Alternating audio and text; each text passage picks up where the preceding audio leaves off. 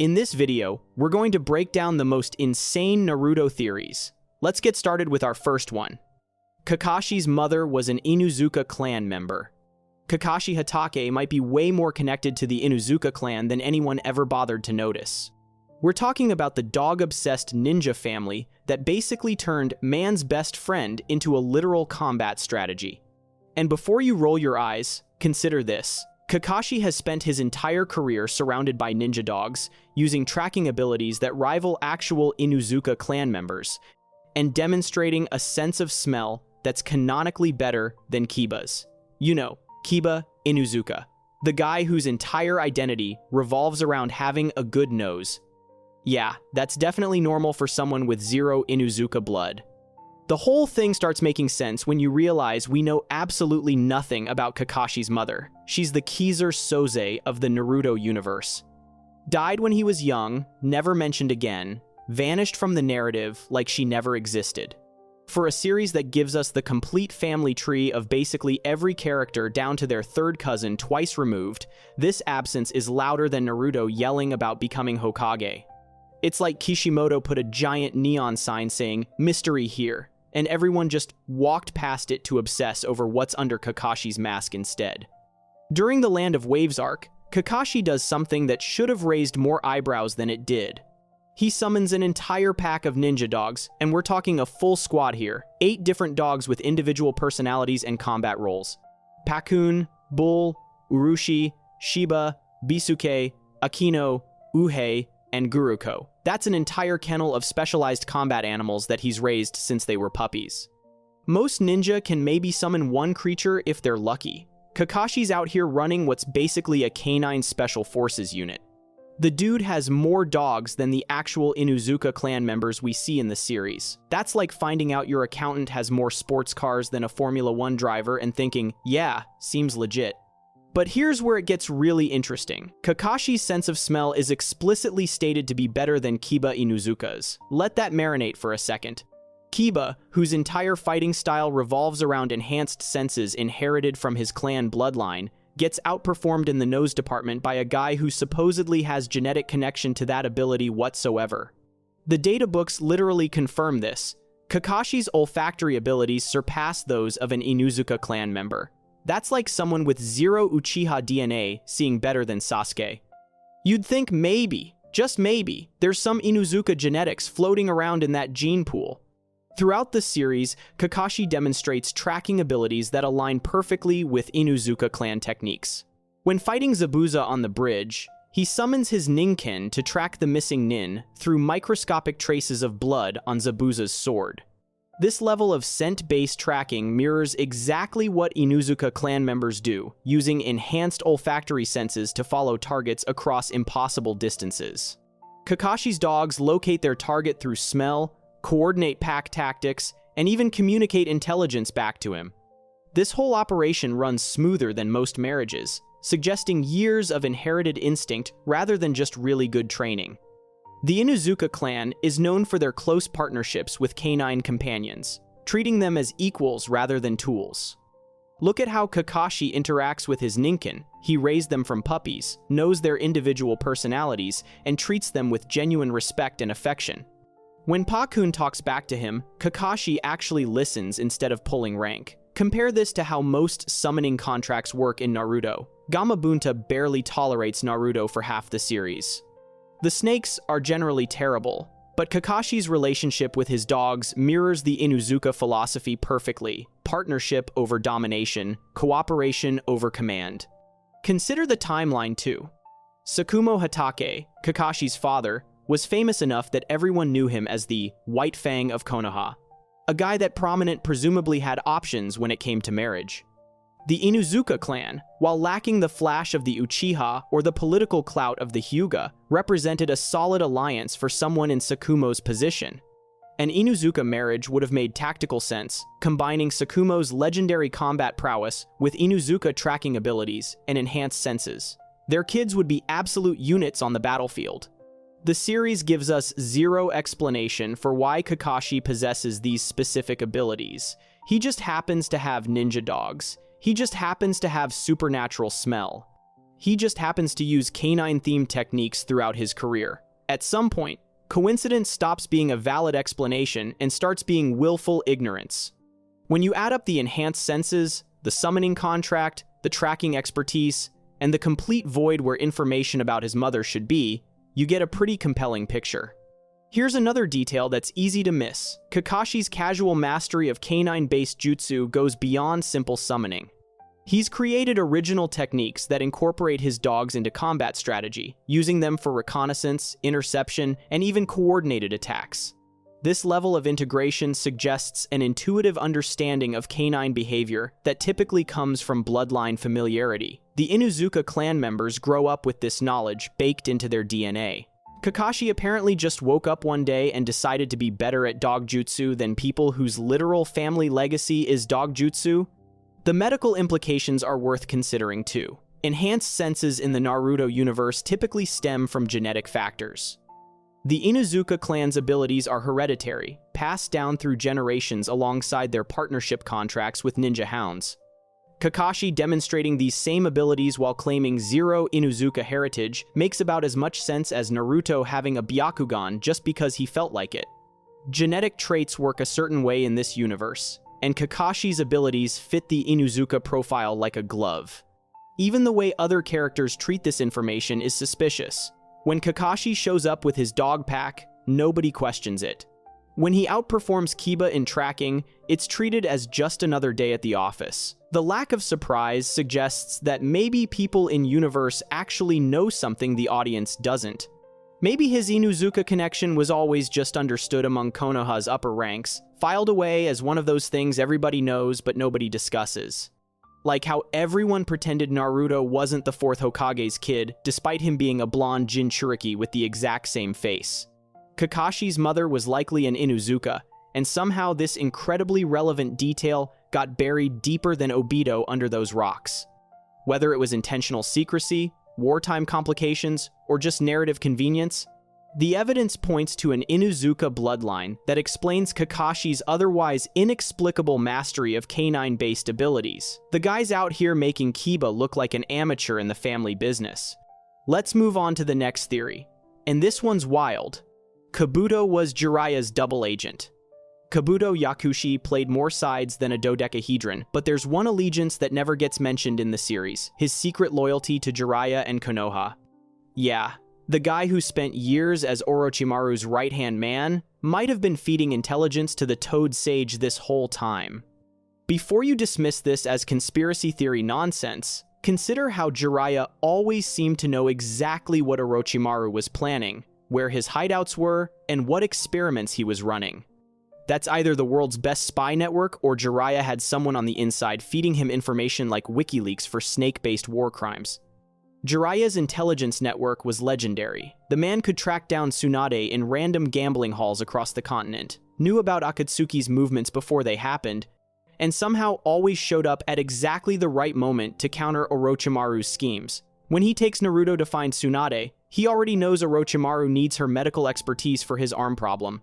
When Orochimaru attacks Konoha, Jiraiya conveniently returns just in time. When Akatsuki starts moving, Jiraiya's got files on every member. For a guy who spent half his time researching at bathhouses, his intel game was suspiciously on point. Someone was feeding him information, and Kabuto fits the profile perfectly. The timeline adds up in ways that seem too convenient to be coincidence. Kabuto joined Orochimaru shortly after his encounter with him following Nono's death. Around this same period, Jiraiya's intelligence on Orochimaru's activities became remarkably detailed. Orochimaru himself notes that Jiraiya always seemed to know too much about his operations.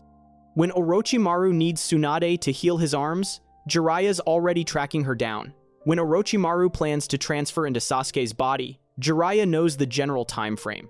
This level of inside information requires someone deep in Orochimaru's inner circle, someone like his most trusted subordinate who handles all his important operations.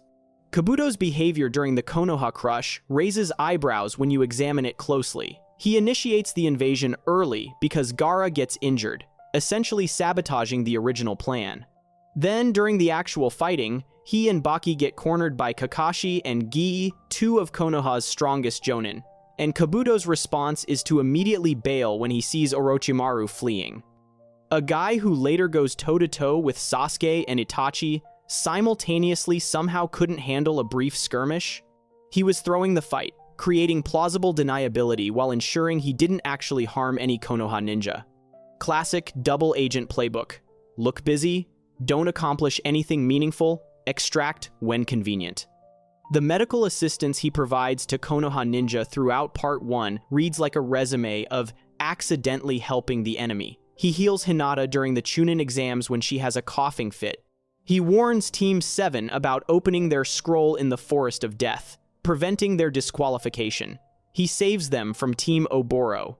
Each time he has an opportunity to eliminate future threats to Orochimaru's plans, he instead ensures they survive and grow stronger. Orochimaru's sitting there wondering why Naruto and Sasuke keep getting more powerful. Meanwhile, his trusted right-hand man is basically running a ninja health clinic for them. When Kabuto gives Naruto that book, filled with all of Orochimaru and his intel on Akatsuki, he claims it's because he wants to follow Naruto's example and find himself. That's a beautiful sentiment and all, but handing your former master's classified intelligence to his enemies is a weird way to have a personal epiphany. Unless, of course, you were always planning to get that information to Konoha and just needed a plausible cover story. Naruto was the perfect vehicle, the son of Jiraiya's student, the Nine-Tails Jinchuriki, someone whose involvement would make strategic sense. Jiraiya's infiltration of Omega Cure and subsequent discovery of Pain's identity happens because he had intelligence about where to look. The man walks into the most secretive village in the shinobi world and starts investigating their leader like he already knew something was off. Where did that intel come from? Kabuto spent years gathering information for Orochimaru, and Orochimaru had connections to Akatsuki through his past membership. Kabuto would have been perfectly positioned to feed Jiraiya information about Pain's location and activities. Jiraiya's final message about Pain's secret gets sent back to Konoha, but the foundational intelligence that put him in Omega Cure in the first place had to come from somewhere. The way Kabuto moves between organizations reads less like a lost soul searching for identity and more like an intelligence operative running an incredibly deep cover operation. Root trained him in espionage. Orochimaru recruited him. Sasori turned him into a sleeper agent. Orochimaru freed him from Sasori's control. Then somehow Kabuto ends up working for Tobi while simultaneously undermining him. This man's been playing 4D chess with his allegiances for decades. Adding Jiraiya to that list turns Kabuto from a confused spy into a mastermind, running the longest counterintelligence operation in shinobi history. After the war, Kabuto returns to Konoha and runs the orphanage with 0 prison time despite being a war criminal who reanimated an army of the dead. Orochimaru gets a similar deal despite committing crimes that would make a Nuremberg prosecutor weep. The official explanation is that they're useful tools for future threats, but Konoha's pretty selective about which war criminals get the redemption arc treatment.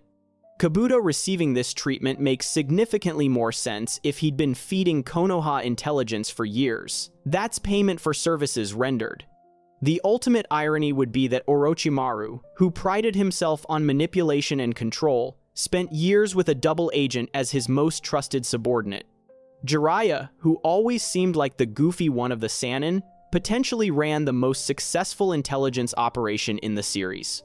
Kabuto's identity crisis would take on new meaning. He genuinely didn't know who he was because he'd been playing so many roles that even he lost track of which side he was actually on. The medical ninja who couldn't find himself might have been Konoha's greatest spy all along. Let's shift to the next theory. You're not ready for this. Boo T, before we continue, subscribe to our channel. The infinite tsukuyomi was never deactivated.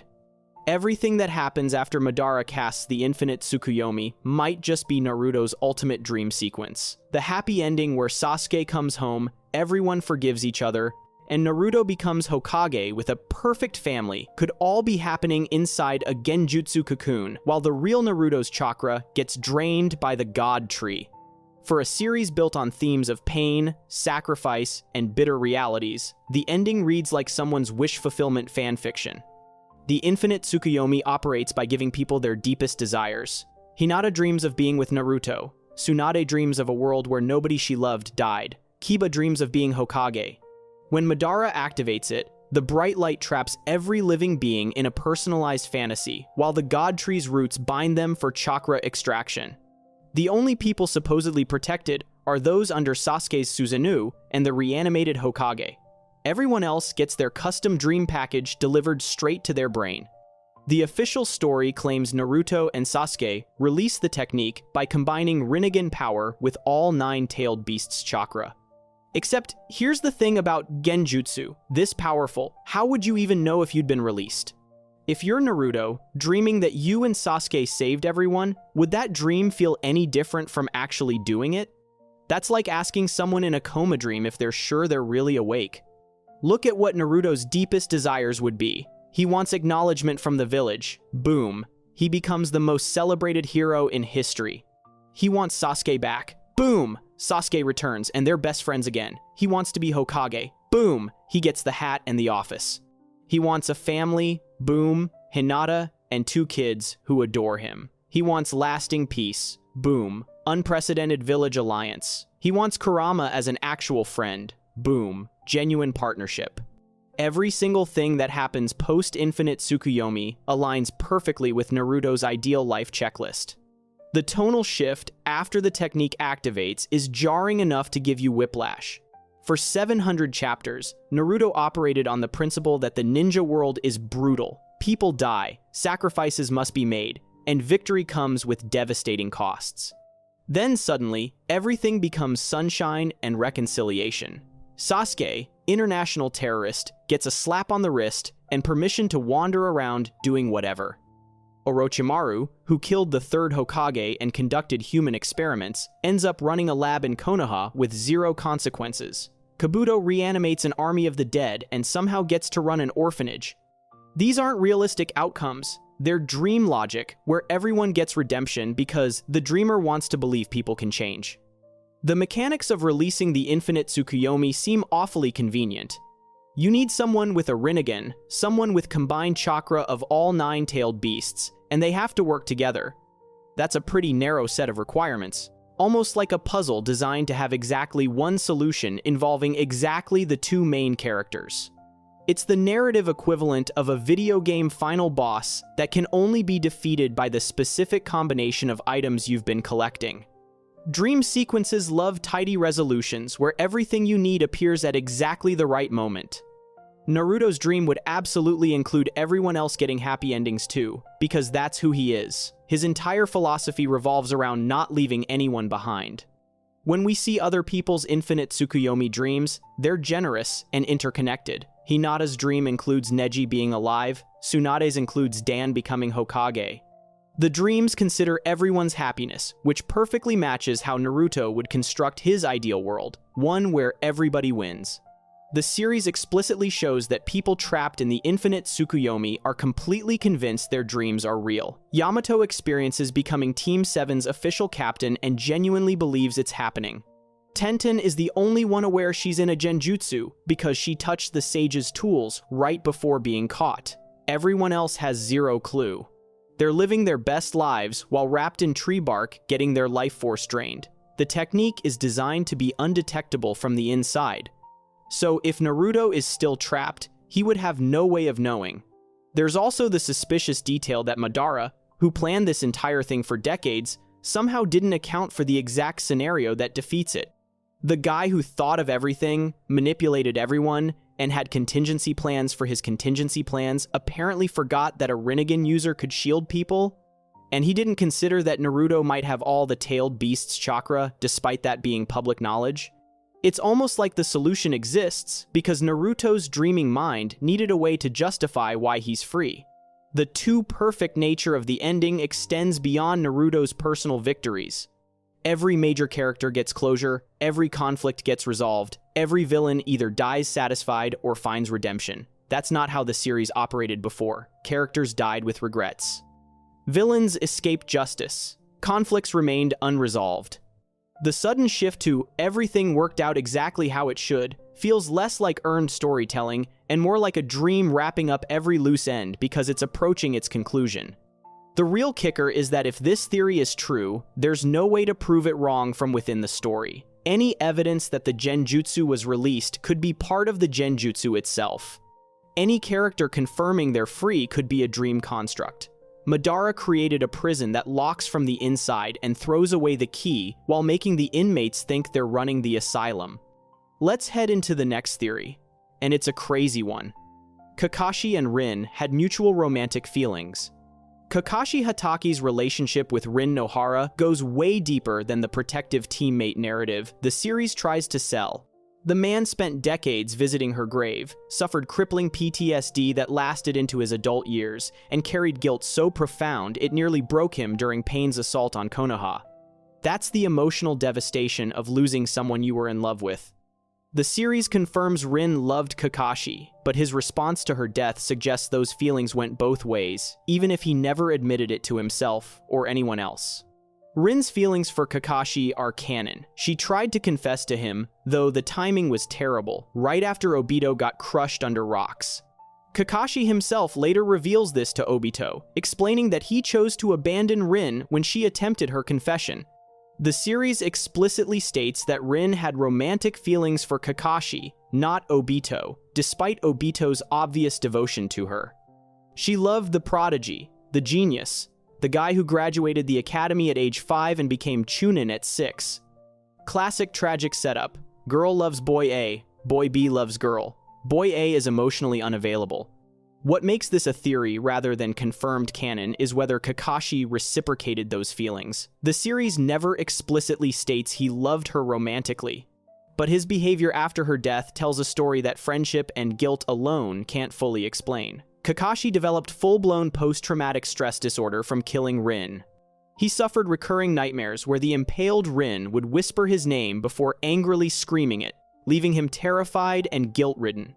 These nightmares persisted into adulthood. We're talking decades of psychological torture over one person's death. That level of trauma suggests something deeper than platonic attachment. The nightmares themselves are revealing. In typical PTSD scenarios involving accidental friendly fire, the guilt centers on the act itself, the mistake, the failure of judgment, the inability to prevent it. But Kakashi's nightmares focus specifically on Rin, calling his name, on her presence, on the intimate horror of their connection at the moment of her death.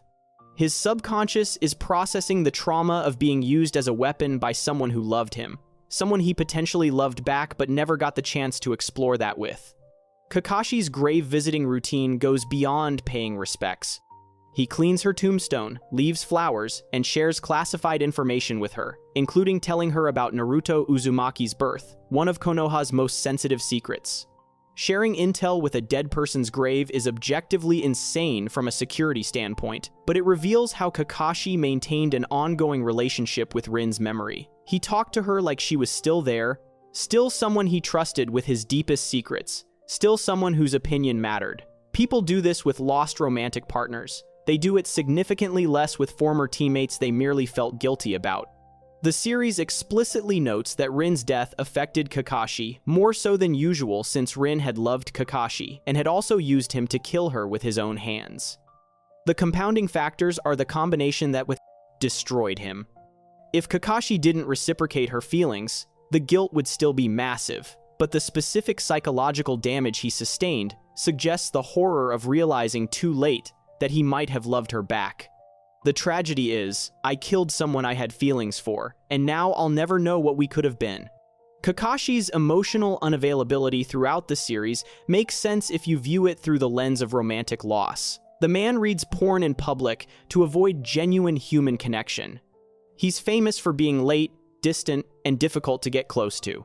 His relationship with Obito's memory is complicated by the fact that Obito loved Rin too. There's an unspoken rivalry there that neither could ever resolve because both lost her. Kakashi's promise to Obito to protect Rin was about protecting someone they both cared about deeply, someone Kakashi may have realized he had feelings for only after Obito's death removed the complicated triangle dynamic. During Pain's assault, when Kakashi thinks he's dying, he specifically laments failing to protect Rin and says he's going to see her.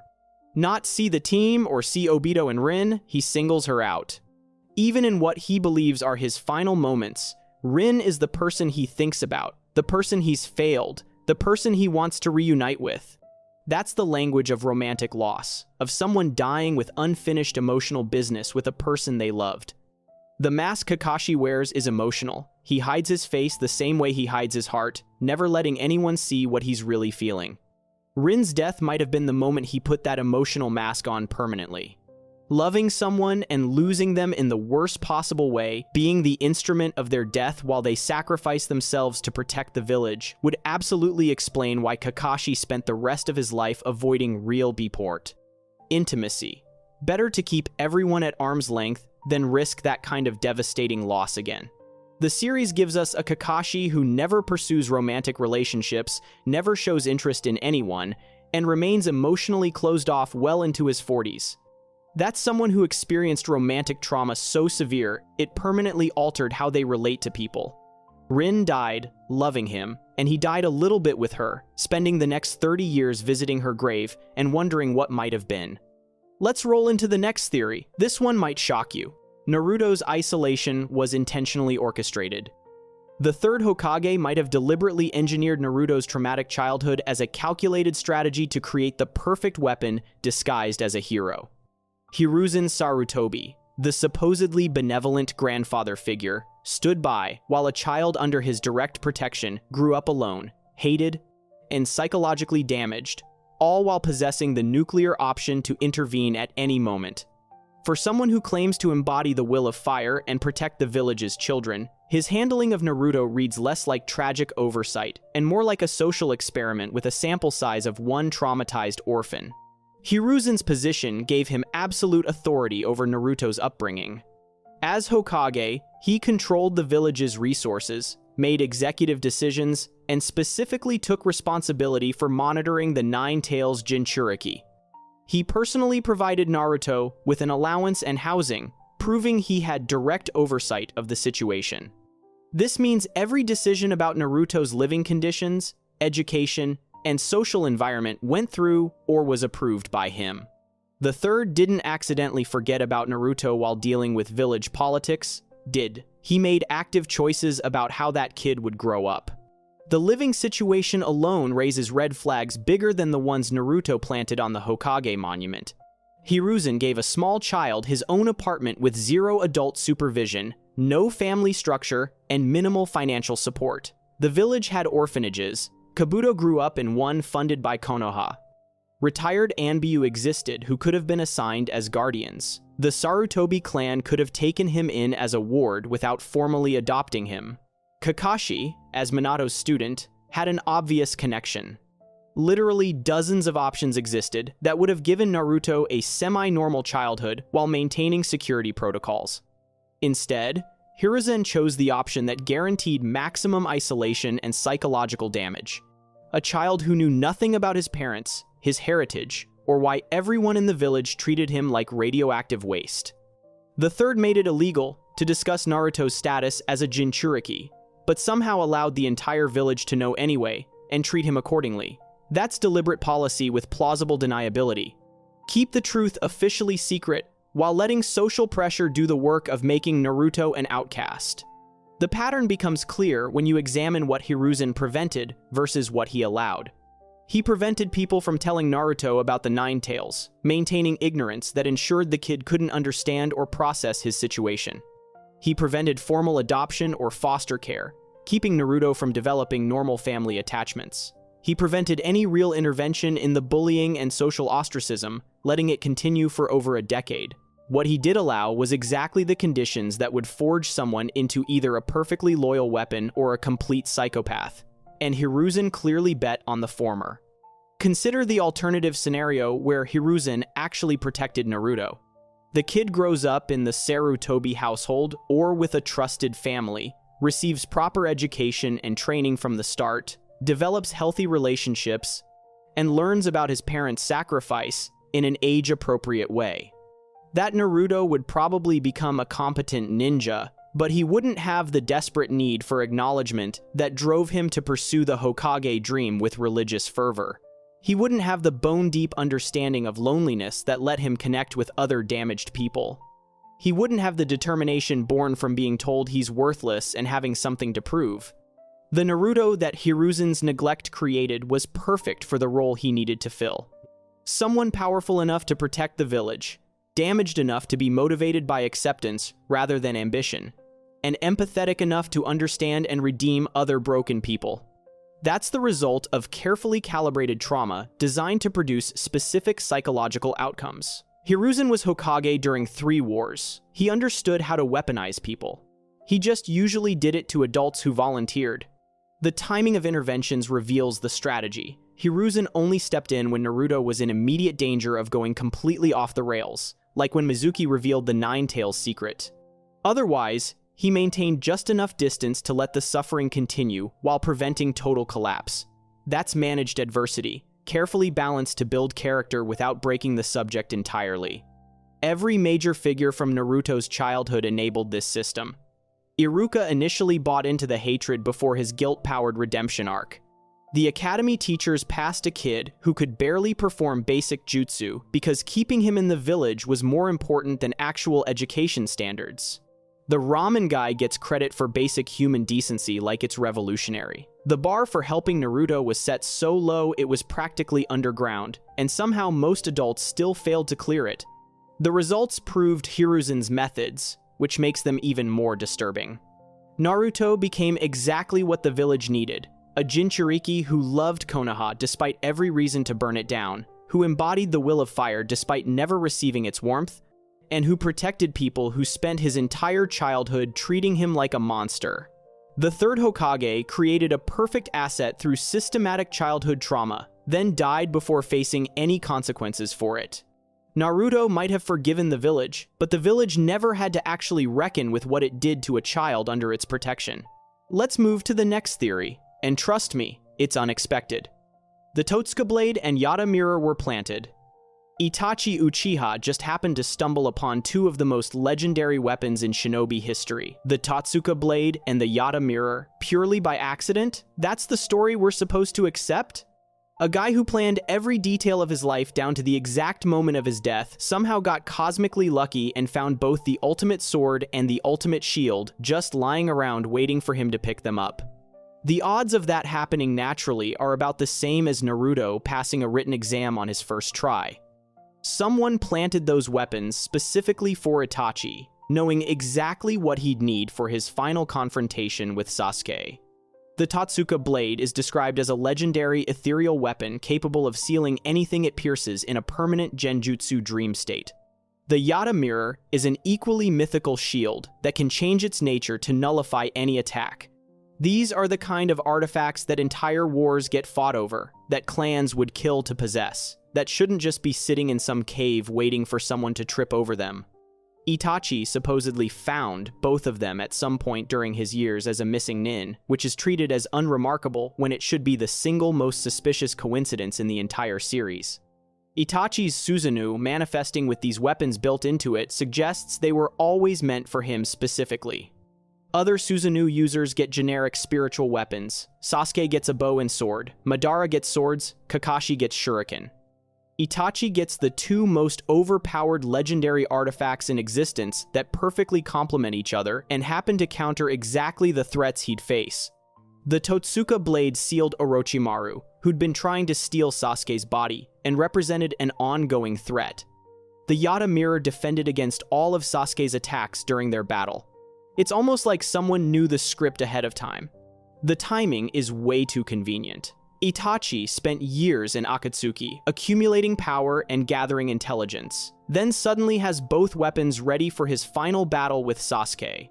He didn't use them during any of his Akatsuki missions. He didn't pull them out when fighting Kakashi and the others. He saved them specifically for the Sasuke confrontation, which suggests he knew that fight was coming and knew what he'd need. That's the behavior of someone who received them with specific instructions about when and how to use them. Consider who would have both the knowledge and the power to arrange this. The Sage of Six Paths created the ninja world and left behind various tools and techniques. Hagoromo's spirit has shown the ability to interact with the living world, appearing to Naruto and Sasuke to give them power before the final battle with Kaguya. What's stopping him from ensuring Itachi received the weapons he'd need? Hagoromo spent centuries watching the reincarnation cycle of his sons play out. He'd have intimate knowledge of how Indra and Ashura's conflict kept perpetuating itself. Itachi was instrumental in breaking that cycle by allowing Sasuke to overcome his hatred. The third Hokage presents another candidate for weapon planter. Hiruzen knew about Itachi's mission to massacre his clan while working as a spy. He understood the psychological burden Itachi carried and the inevitable confrontation with Sasuke that would come. As the professor who knew thousands of jutsu and had access to Konoha's deepest secrets, Hiruzen could have known where these legendary weapons were hidden. Ensuring Itachi could access them would guarantee that Sasuke survived their final battle, because the Yata Mirror would prevent Itachi from accidentally killing Sasuke, while the Totsuka blade would permanently remove Orochimaru's threat. The weapons themselves seem designed for Itachi's specific situation. The Totsuka blade doesn't kill place, it seals targets in an eternal genjutsu dream. That's perfect for someone who doesn't actually want to kill their opponents but needs to neutralize them permanently. The Yata Mirror provides perfect defense without requiring offensive action. Together, they let Itachi fight at full power while maintaining the control necessary to engineer specific outcomes. A missing nin who genuinely found these weapons would use them constantly because they're that overpowered. Itachi used them selectively, almost like he was following guidelines about their deployment. Orochimaru spent decades searching for ways to achieve immortality and acquire the Sharingan. This guy had resources, connections, and an obsessive dedication to finding legendary techniques and artifacts. He never found the Totsuka blade despite it being exactly the kind of thing he'd seek out. Then Itachi shows up with it and seals him permanently.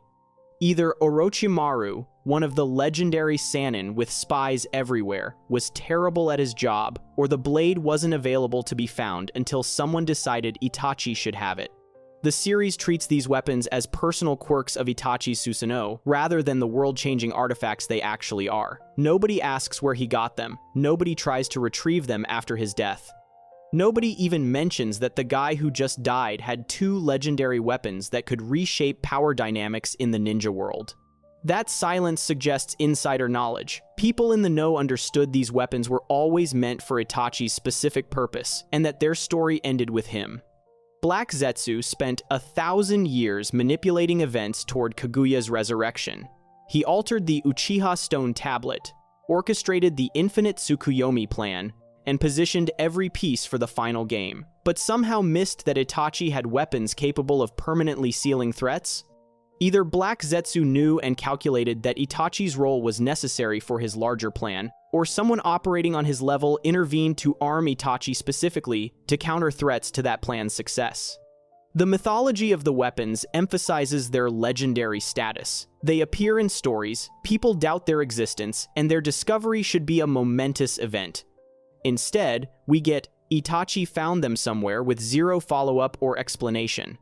That's narrative hand-waving to avoid addressing the fact that their appearance in Itachi's arsenal makes no logical sense unless someone deliberately arranged it. The story doesn't want to examine the implications because doing so would reveal the hidden architects operating behind the scenes.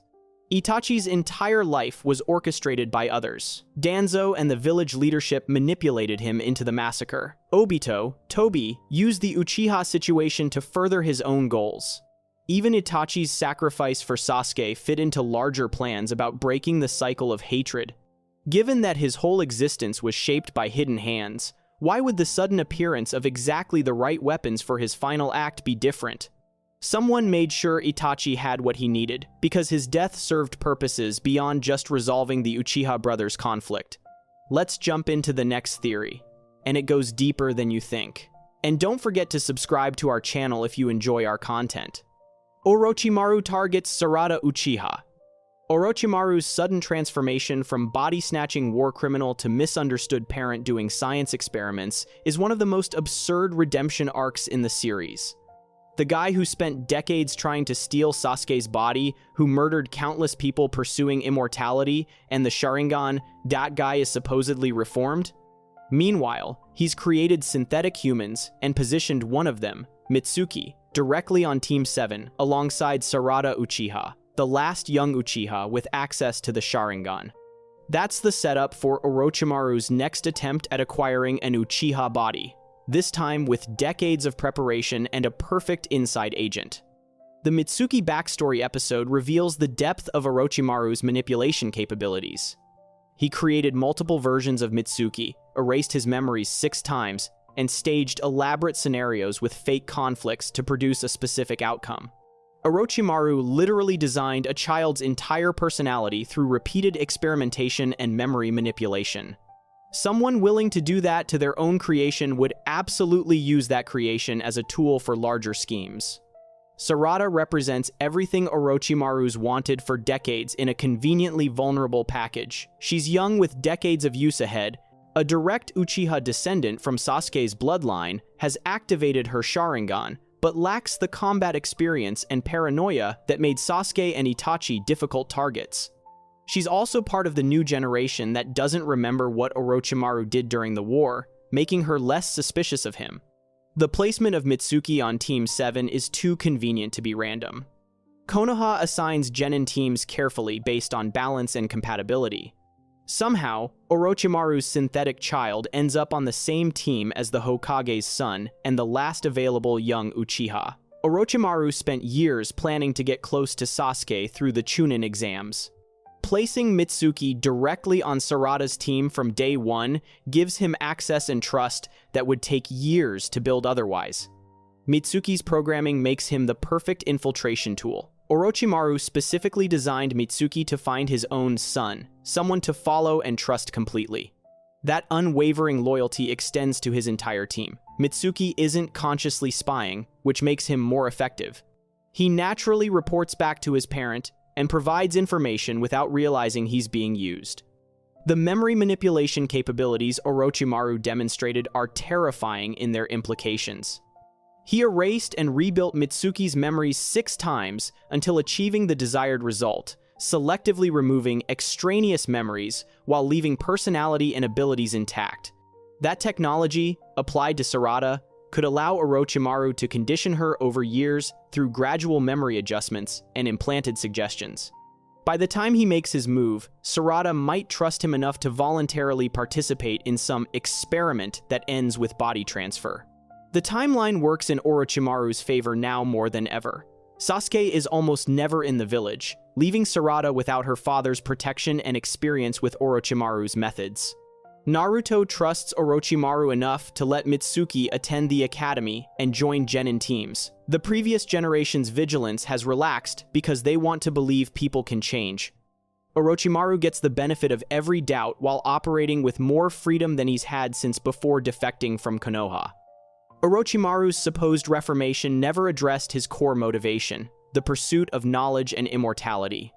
He's still creating synthetic life, still pushing boundaries, still operating from hidden laboratories. An Uchiha body represents the pinnacle of his research, advanced jujutsu, Indra's chakra, access to techniques he's studied for decades. Claiming he's lost interest requires believing a fundamental personality change the series never demonstrates.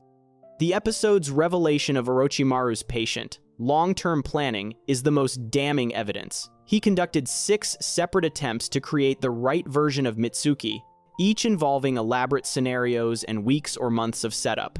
That's someone who thinks in terms of years and decades, who'll run the same experiment repeatedly until achieving perfection.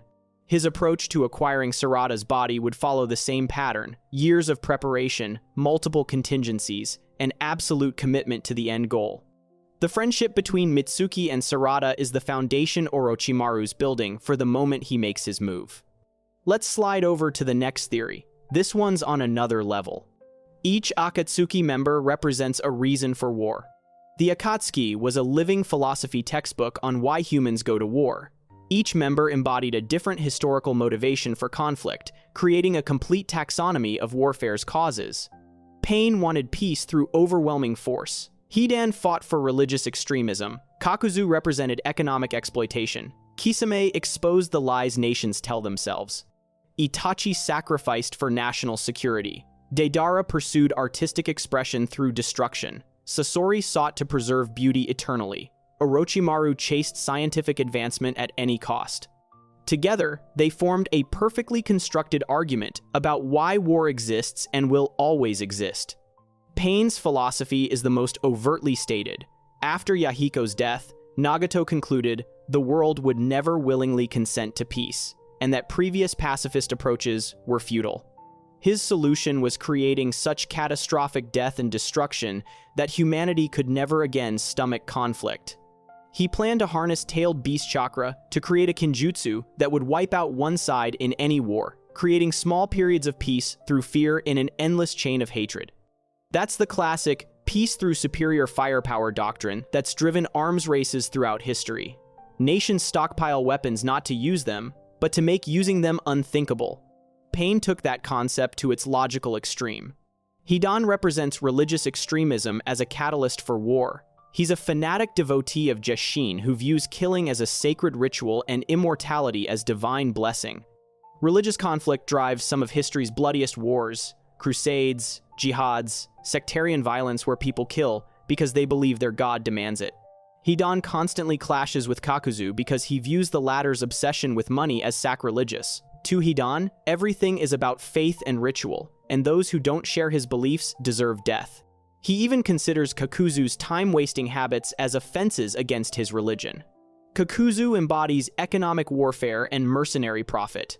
He killed his previous partners in fits of rage over money, regularly performed assassinations for bounties, and maintained a network of subordinates, including a banker, accountant, and bounty collector. When arguing with Hidan over collecting Chiriku's 30 million Ryo bounty, Kakuzu makes clear that everything comes down to economics. Wars throughout history have been fought over resources: land, oil, gold, trade routes. Nations hire mercenaries when they can't afford standing armies. Kakuzu operates exactly like the military-industrial complex, profiting from conflict regardless of ideology. Kisame represents the disillusionment that comes from discovering your nation's lies. He thought his partnership with Itachi was appropriate since both were notorious for killing their fellow countrymen. Kisame came from Kirigakure's brutal system and eventually realized the lies behind the missions he carried out. His character embodies how soldiers who discover they've been fighting for false causes often become the most dangerous enemies. Wars fought on propaganda collapse when truth emerges, creating betrayed warriors who turn their skills against former masters. Itachi personifies the sacrificial patriot who commits atrocities to protect his country. He joined Akatsuki for his own reasons, which we know meant maintaining his cover as Konoha's spy while preventing war by massacring his own clan. He represents the national security justification for war, the idea that protecting your people sometimes requires terrible actions. Intelligence agencies, black ops, covert missions that officially never happened, Itachi is the embodiment of doing evil for the greater good of national interest. Deidara symbolizes artistic expression and impulsive destruction. He views explosions as fleeting art, believing beauty exists in the moment of annihilation. This represents wars fought for ideological purity or cultural supremacy, conflicts where one side believes their vision of beauty or correctness must be imposed on the world. Deidara was forcibly recruited but embraced Akatsuki because it gave him opportunities to practice his explosive art.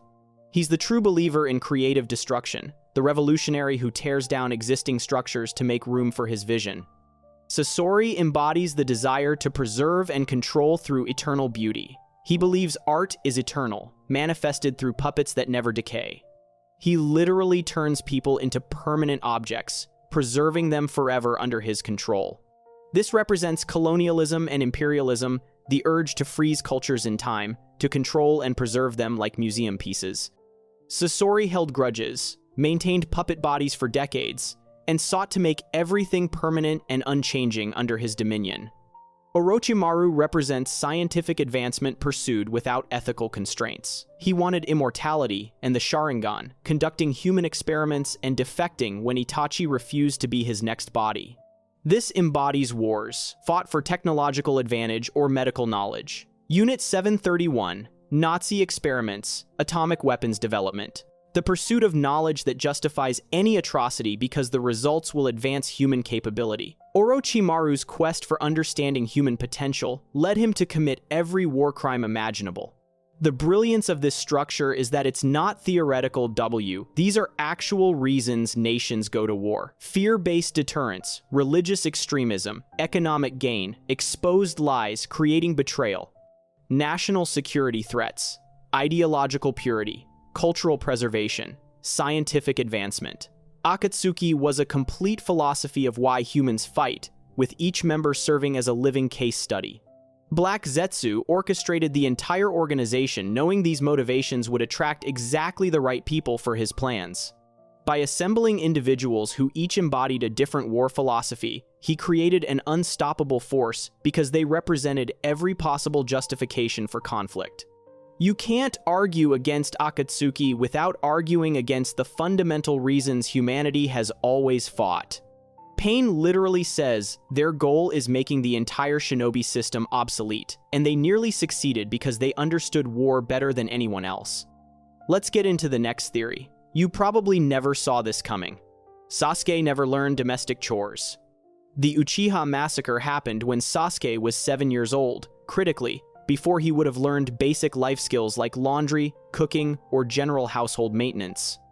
This explains why throughout the entire series, despite constantly traveling through forests, deserts, and caves, engaging in muddy battles, and bleeding all over himself, Sasuke's clothes always appear pristine and identical. He's wearing each outfit exactly once before discarding it in the vast, empty Uchiha compound, which has gradually become a textile graveyard of identical navy shirts and white shorts. Consider the evidence. Sasuke lived alone in the Uchiha district after the massacre, with no parental figures to teach him domestic skills. Hiruzen provided him with money, but never apparently checked what he was spending it on. The third Hokage probably assumed Sasuke was buying food and supplies, when in reality, the kid was purchasing bulk orders of identical clothing because he had no idea how washing machines worked. This would explain why Sasuke always has money problems despite being from a prominent clan. He's hemorrhaging funds on replacement wardrobes. The series shows Sasuke's appearance changing multiple times, but each new outfit appears in exactly the same pristine condition every time we see it. During his time with Orochimaru, Sasuke wears that purple rope belt and dark outfit consistently. He's got a warehouse full of identical copies. When he switches to the high-collared white shirt in Taka, again, it's always perfect. That's because each appearance is a fresh outfit. Think about his lifestyle. Sasuke spends years wandering between hideouts, fighting constantly, sleeping in caves and forests. His clothes should be destroyed within weeks. Instead, they look freshly pressed. The only logical explanation is serial replacement. He probably has supply caches hidden throughout the ninja world, each containing dozens of identical outfits, because the alternative, learning to do laundry, never occurred to him. The Uchiha compound's massive size supports this theory. That district could house an entire clan, which means it has dozens, if not hundreds, of empty buildings. Sasuke could dedicate entire houses to storing his discarded clothing. This building is for clothes from ages 7 to 9. That one's for my Curse Seal era.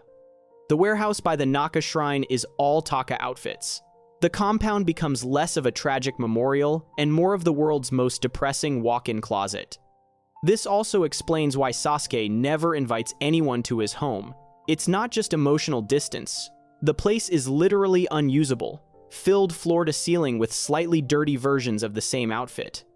When Sakura asks to visit, he deflects because he'd have to explain why there are 3,000 navy blue shirts piled in his childhood bedroom.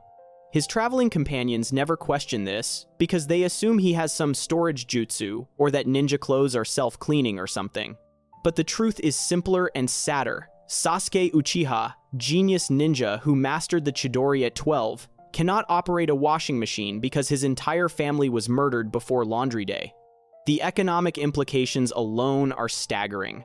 The databooks confirm Sasuke completed only 16 official missions as a Konoha ninja before defecting, most of them D rank.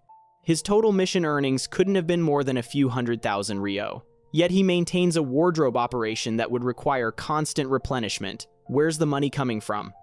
The Uchiha clan assets, presumably, which means Sasuke is systematically liquidating his family's legacy for an endless supply of identical pants. This behavior pattern continues even during his time with Orochimaru. The Snake Sannin famously experiments on people and has access to all sorts of advanced jutsu, but apparently never thought to teach Sasuke basic fabric care. Orochimaru probably assumed someone else had handled it. Meanwhile, Sasuke's dedicating entire sections of sound hideouts to clothing storage, and Kabuto's just rolling with it because he's seen weirder things working for Orochimaru. The Uchiha boy needs a shipping container full of identical outfits delivered monthly? Sure, we've done stranger experiments. Taka experiences this firsthand, but misinterprets it completely. Suigetsu probably notices that Sasuke's clothes never get wet despite traveling through rain, and assumes it's some Uchiha bloodline ability. Karin, who can sense chakra signatures, realizes something's off, but attributes the constant fresh feeling of Sasuke's clothing to his naturally powerful chakra. Jugo just accepts it as part of Sasuke's mysterious aura. None of them question why their hideouts slowly fill up with discarded black cloaks. The changing outfit styles throughout the series now make more sense. Their supply chain management. When Sasuke switches from his part-eye look to the Orochimaru-era outfit, it's because he's finally exhausted his childhood clothing stockpile. The transition to the white high-collared shirt during Taka, he raided one of Orochimaru's storage facilities and found a bulk order of those instead. Each costume change represents Sasuke finding a new supplier or accessing a different clothing cache. His adult outfit with the purple-lined cloak and the missing left sleeve is particularly telling. Finally, someone, probably Sakura, sat him down and explained basic clothing maintenance. But rather than learn to wash clothes, Sasuke adapted the only way he knew how, by marrying someone who could do it for him. The missing left sleeve is because hemming sleeves is apparently the only clothing alteration Sasuke ever learned to do, and he only knows how to do it once. This domestic incompetence extends beyond laundry. Sasuke's favorite foods are tomatoes and rice balls, foods that require zero preparation. His least favorites are anything sweet or natto, foods that require mixing or cooking. The pattern is clear. If it needs more than 3 steps to prepare, Sasuke hasn't figured it out. Team Taka probably survived on Sasuke's money, buying them restaurant meals while he silently ate raw tomatoes, too proud to admit he never learned to cook. The tragic irony is that this entire situation could have been avoided if Itachi had just done Laundry Day one day earlier. But no, the massacre happened on Laundry Eve, and now the greatest Uchiha genius of his generation can summon giant snakes, manipulate space-time, and rival gods in combat, but cannot separate whites from colors. It's the most Sasuke problem possible, refusing to ask for help with something basic, spending ridiculous amounts of money and effort on an overly complicated workaround, and never once admitting there's an issue.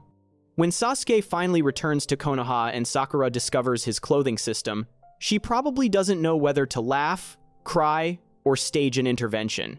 She opts for quietly handling his laundry while he's asleep, which Sasuke interprets as her mysteriously making his clothing appear clean through some medical jutsu he doesn't understand. They've been married for years, and he still doesn't know where the washing machine is. Sarada will eventually discover the Uchiha compound's secret clothing mountains and realize her father's dark secret is that he's been living like a feral cat in human clothing for 2 decades. Let's continue to the next theory, and it's a surprising twist. Hashirama's death was an assassination. The first Hokage, dubbed the God of Shinobi, could control all 9-tailed beasts simultaneously, create forests with a hand seal, regenerate from nearly any wound, and fight for 24 hours straight without tiring. This man defeated Madara Uchiha, who had both the Eternal Mangekyo Sharingan and the 9 Tails, multiple times. Yet somehow, he just died. The series treats this like it's normal, but it's the most suspicious non-death in the entire franchise. Hashirama Senju was absolutely assassinated, and the village covered it up to prevent another war. Consider what we know. Hashirama died at an unknown time under unknown circumstances while pursuing his dream of peace. For context, Kakuzu, a significantly weaker ninja, was sent to assassinate him and failed, with Hashirama defeating him easily. If random assassination attempts from other villages couldn't kill him, what did? The databooks in series are suspiciously vague, mentioning only that he died while Konohagakure began to flourish, and that wars were beginning to break out again. That's the timeline of someone being murdered during a political crisis. The timing is incredibly suspect. Hashirama had recently held the first 5 Kage Summit, where he distributed the tailed beasts to other villages to balance power. This sounds noble until you realize he was literally giving away Konoha's greatest strategic advantages to enemies who had been killing his clutches people for generations. The first Kazekage immediately demanded money and territory in addition to a tailed beast. These weren't grateful allies, they were opportunistic rivals who viewed Hashirama's generosity as weakness. The databooks note that Hashirama himself feared any agreement they made would only be temporary. He knew he was dealing with people who would betray peace the moment it became convenient. And then, conveniently, the man who could single-handedly enforce that peace died. The strongest shinobi in the world, with regenerative abilities that only Tsunade's technique came close to emulating, just stopped living. No successor could match his power. Tobirama was formidable, but he wasn't subduing tailed beasts with his bare hands. Hashirama's death removed the only deterrent preventing the other villages from breaking their agreements. His death also happened to occur right as other wars began to break out. Wars that Konoha, now lacking their ultimate weapon, couldn't prevent through overwhelming force anymore. The series makes a point of showing us that Hashirama's body stayed intact long enough for Orochimaru to extract DNA from it. Why mention this unless there was something unusual about the preservation? Most ninja who die in battle don't leave recoverable corpses. They're destroyed by jutsu, cremated, or lost. Hashirama's body being intact and buried suggests a controlled situation, not a battlefield death. It suggests someone wanted to preserve evidence, see, or hide it. Before dying, Hashirama gave Tobirama oddly specific final instructions. Do not mistreat the Uchiha, not protect the village or maintain the peace. Specifically, don't mistreat the Uchiha. Why would that be his dying concern unless he suspected internal conspiracy? Hashirama knew Tobirama was already prejudiced against the Uchiha, having killed Madara's brother Izuna. He knew tensions were rising in the village. His final words read less like general advice and more like, I know what you're planning, and I'm telling you not to do it even though I can't stop you anymore. The economic motive is also compelling. Other villages had just received free-tailed beasts, Konoha's most valuable strategic assets. With Hashirama alive, they couldn't attack to gain more advantages because he could crush them all simultaneously. But with him dead, suddenly, the playing field was level. Every village that received a tailed beast had overwhelming motive to eliminate the one person who could reclaim them. A coordinated assassination by multiple Kage would explain how someone that powerful died. No single village could manage it, but all of them working together? That's a different story. The cover-up makes political sense too. If Konoha admitted their Hokage was assassinated, they'd have to retaliate or appear weak.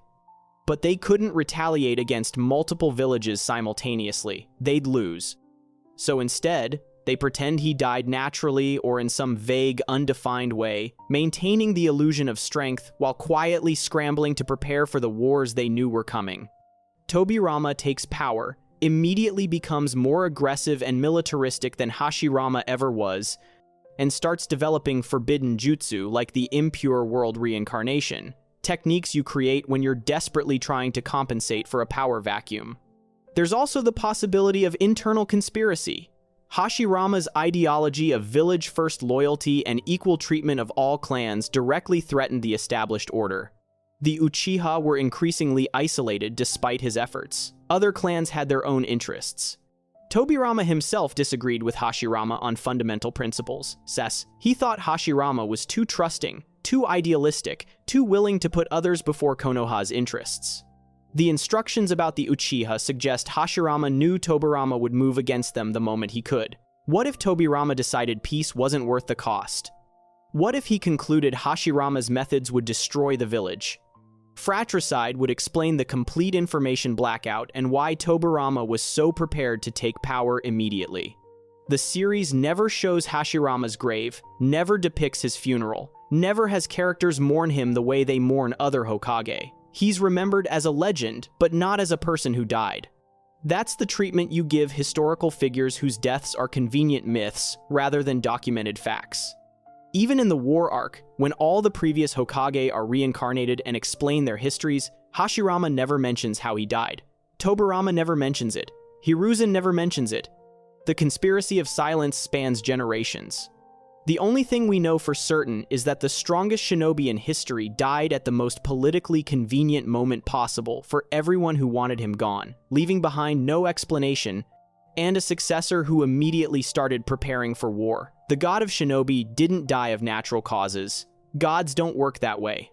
Someone killed him, and Konoha buried the truth along with his body because admitting it would have destroyed the village he died to protect. The greatest tragedy is that Hashirama probably would have approved of the cover-up. He'd sacrifice anything for his village's survival, even his own legacy. They let everyone think he simply died rather than admit someone had murdered their ultimate deterrent, and the shinobi world has been lying about it ever since. Let's keep going with the next theory. This one hits different. And don't forget to subscribe to our channel if you're enjoying the content. The Akatsuki rings enable telepathic communication.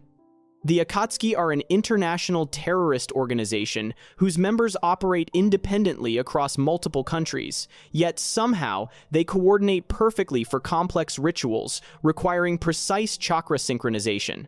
They accomplish this despite having no messengers and members who actively hate each other. The solution? Those rings they wear are Rinnegan-powered psychic intercoms that let Nagato monitor, communicate with, and potentially control every member.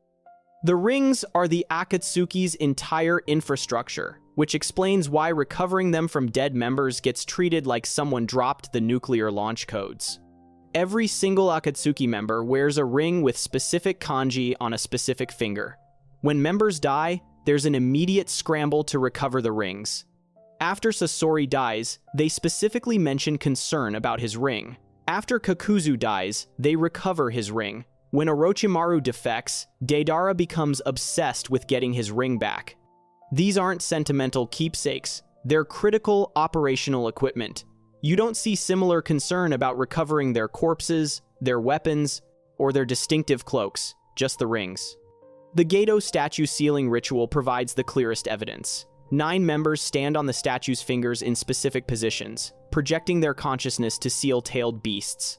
Several of those members aren't physically present, they're projections, astral forms appearing through some jutsu. How are they synchronizing chakra for a sealing technique while scattered across the continent? How are they even seeing what they're sealing?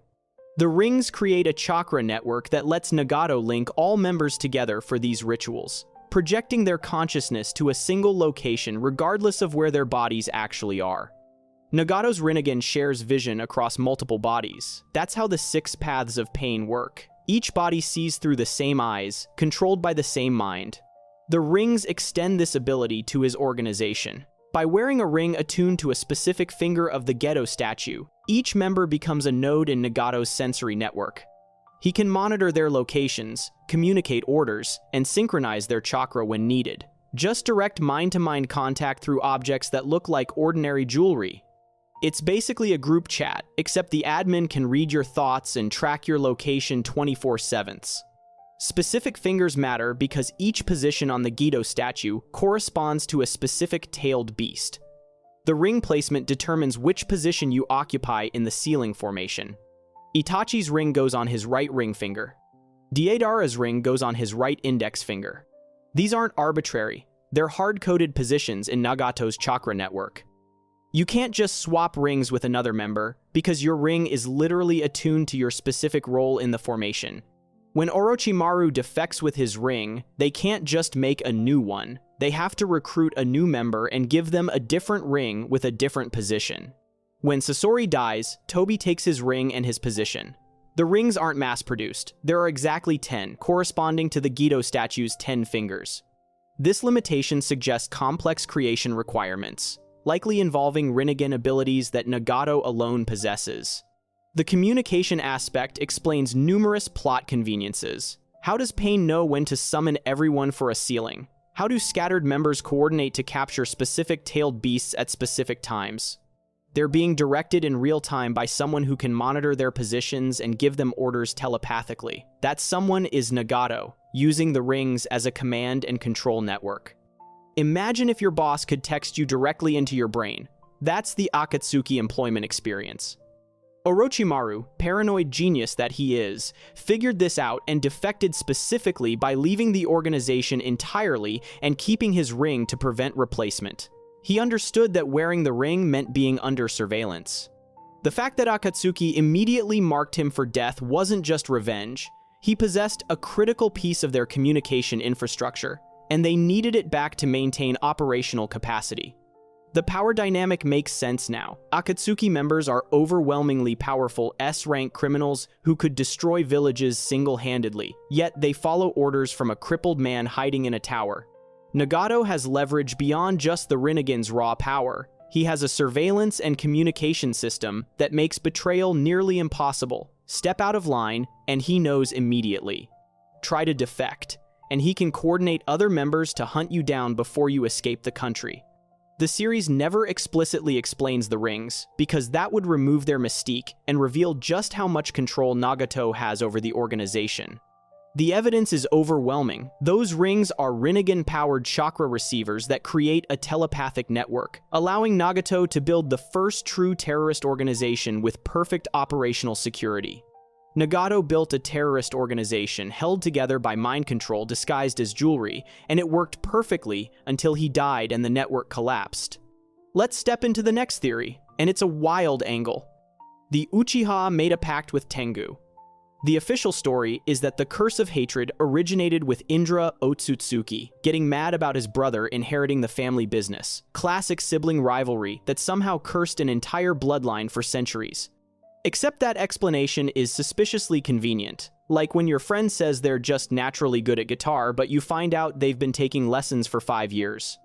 The Uchiha clan's curse goes way deeper than some ancient family drama. They made a deal with Tengu, bird-like yokai from Japanese folklore, trading their emotional stability for supernatural eye powers. The evidence is literally staring us in the face, with its Sharingan activated. Tobirama explains that Uchiha conceal their more affectionate traits, and when they lose someone they love, that love can instantaneously turn into hatred. That's not how normal grief works. Normal people don't immediately transform into revenge-obsessed murder machines the second something bad happens. Well, most people. We've all had that one friend. This instant flip from love to hatred reads less like a personality flaw and more like a supernatural curse trigger, the kind you get from making deals with trickster spirits who enjoy watching humans suffer. Enter the Tengu. In Japanese folklore, Tengu are proud, arrogant bird spirits who live in mountains, possess supernatural powers, and are known for teaching martial arts to humans, but always with a catch. They're basically the Yakuza of the spirit world. They'll give you power, but you're gonna pay interest on that loan forever. The Uchiha clan's whole aesthetic screams, "We made a deal with bird demons, and it's going great." It's not going great. Their signature jutsu, Susanoo, literally manifests as a giant warrior with bird features, wings, beaks on some versions, and the whole thing looks like a Tengu crossed with a Gundam. The Sharingan activation requirements read like a cursed contract's fine print. You have to experience trauma and loss. The eye powers literally manifest from unique chakra within an Uchiha's brain that appears when they experience despair. Normal people process grief through therapy and ice cream. Uchiha process grief by unlocking supernatural abilities that make them see the world differently, and also make them progressively more unhinged. That's classic yokai curse behavior, granting power through suffering while ensuring the suffering never stops. The Mangekyo Sharingan takes this even further. To unlock the advanced version, you need extremely painful experiences that cause you to delve into darkness that utterly consumes you. Multiple Uchiha achieve this by watching their closest friends die. Some even kill those friends themselves for the upgrade. That's a cursed pact demanding escalating sacrifices. It's like a demonic pyramid scheme, where the buy-in cost is your sanity, and the product you're selling is generational trauma. Itachi's whole deal with crows makes way more sense through this lens. He's constantly surrounded by crows, summoning them, transforming into them, using them for genjutsu. Crows are corvids, closely associated with Tengu in folklore. Tengu were often depicted as crow-like beings before the more popular long-nosed version became standard. Itachi unconsciously channels the original bird spirit pact through his crow obsession, maintaining that connection even while trying to break free of the curse. The crows probably thought they were being helpful. "We're heritage representation," they'd say, not realizing they were basically flying curse receipts. The Uchiha fan symbol is another giveaway. Tengu are traditionally depicted carrying fans, using them to create powerful winds and manipulate natural forces. The Uchiha fan is a callback to the original pact signers, a reminder of who they made their deal with. Fire release being the Uchiha specialty makes sense too. Tengu were mountain spirits, and mountains are volcanic. The whole clan is basically walking around with "we made a deal with bird demons" merchandise, and everyone just accepted it as normal clan iconography. The document mentions that the curse of hatred can be channeled positively but may manifest in an extreme manner. That's curse. Speak for, "the magic we gave you is technically neutral, but you're absolutely going to use it for terrible things because we rigged it that way." Sasuke trying to channel his energies into protecting Konoha still results in him deciding to execute all 5 Kage and become a global hate sink. That's a curse doing exactly what curses do, taking good intentions and twisting them into disasters. The fact that some Uchiha like Kagami, Shisui, and Itachi transcend the curse by embracing the will of fire suggests the Tengu pact can be broken through specific counter-magic, in this case, Konoha's competing ideology. The will of fire functions as a curse breaker, a different spiritual contract that cancels out the Tengu deal. It's basically fighting yokai magic with ninja magic, which explains why it only works for Uchiha who fully commit to village-first thinking. You can't half-ass breaking a centuries-old supernatural contract. Black Zetsu's manipulation of the Uchiha through the stone tablet doesn't contradict the Tengu theory, it supplements it. Black Zetsu didn't create the curse. He weaponized an existing curse for his mother's benefit. The Tengu pact made the Uchiha vulnerable to manipulation through their hatred, and Black Zetsu exploited that vulnerability. He basically found a cursed clan and thought, "I can make this worse," which he absolutely did. The Tengu created the exploit. Black Zetsu just ran the most successful malware campaign in history through it. The Uchiha clan downfall represents the curse reaching its inevitable conclusion. When an entire clan is cursed to turn love into hatred, and that clan gets systematically mistreated by their village, the curse amplifies until it consumes everyone. The coup was the curse achieving critical mass. The massacre was the curse eating itself. Tengu deals always end badly for mortals, and the Uchiha got the full "be careful what you wish for" treatment. Sarada, representing the curse's end, makes thematic sense. She's the first Uchiha raised entirely within the Will of Fire framework, with no memory of clan supremacy or ancient grudges. The Tengu Pact required active belief and cultural transmission to maintain power. By raising Sarada without that cultural context, Sasuke accidentally severed the generational curse chain.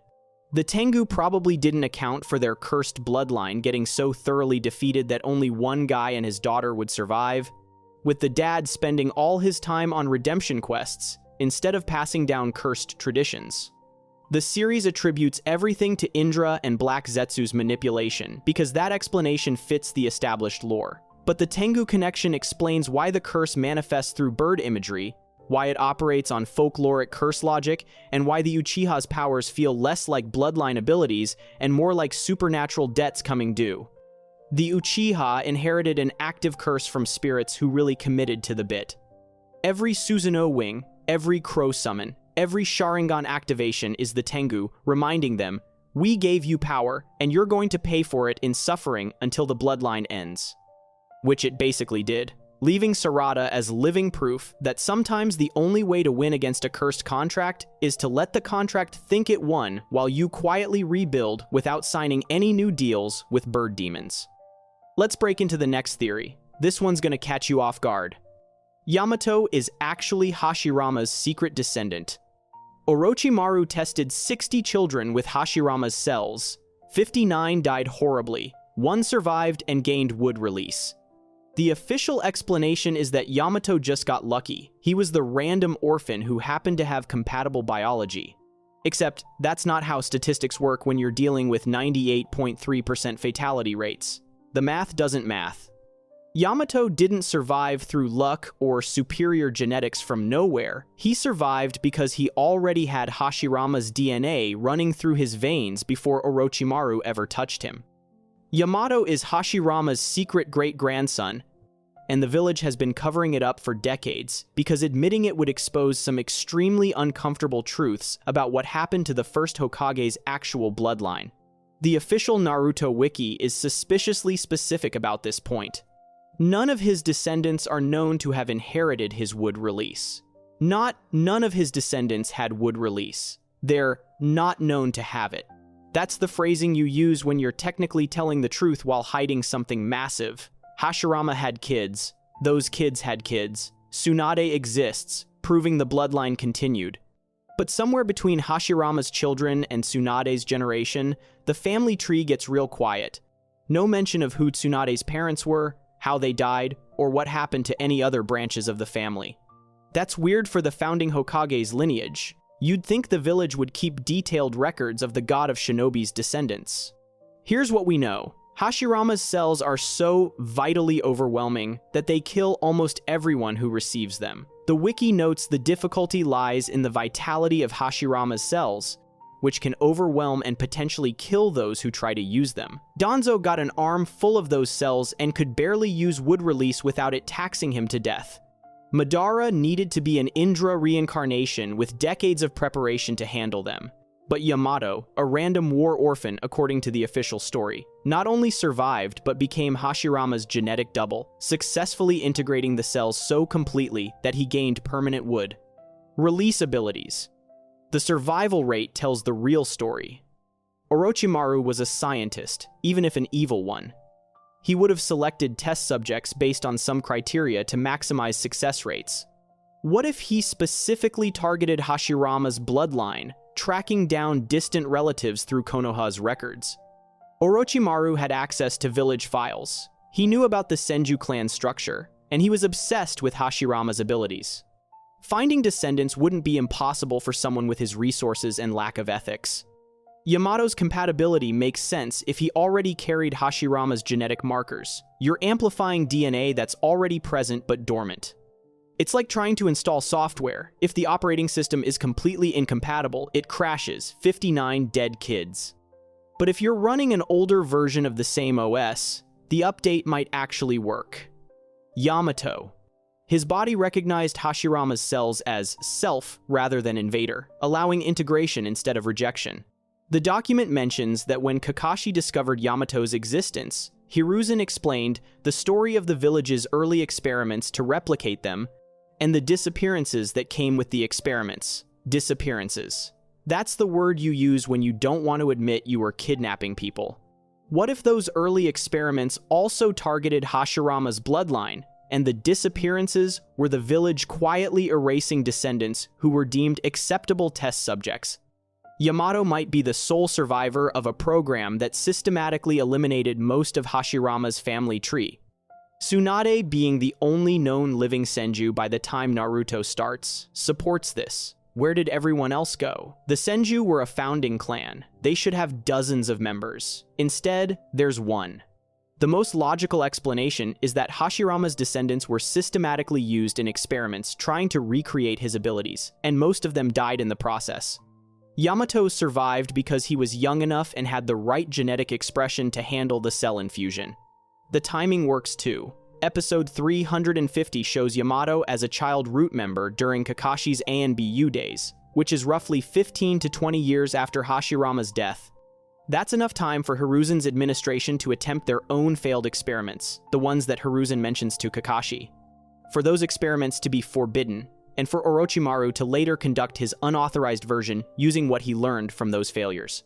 If Orochimaru was refining an existing program rather than starting from scratch, he'd have data on which genetic profiles showed any compatibility at all, and Hashirama's direct descendants would top that list. The cover-up makes political sense. If the village admitted they'd been experimenting on the first Hokage's bloodline, possibly even kidnapping his descendants for medical testing, it would destroy Konoha's moral authority. The whole village was founded on Hashirama's ideals of protecting children and ending the cycle of kids dying in war.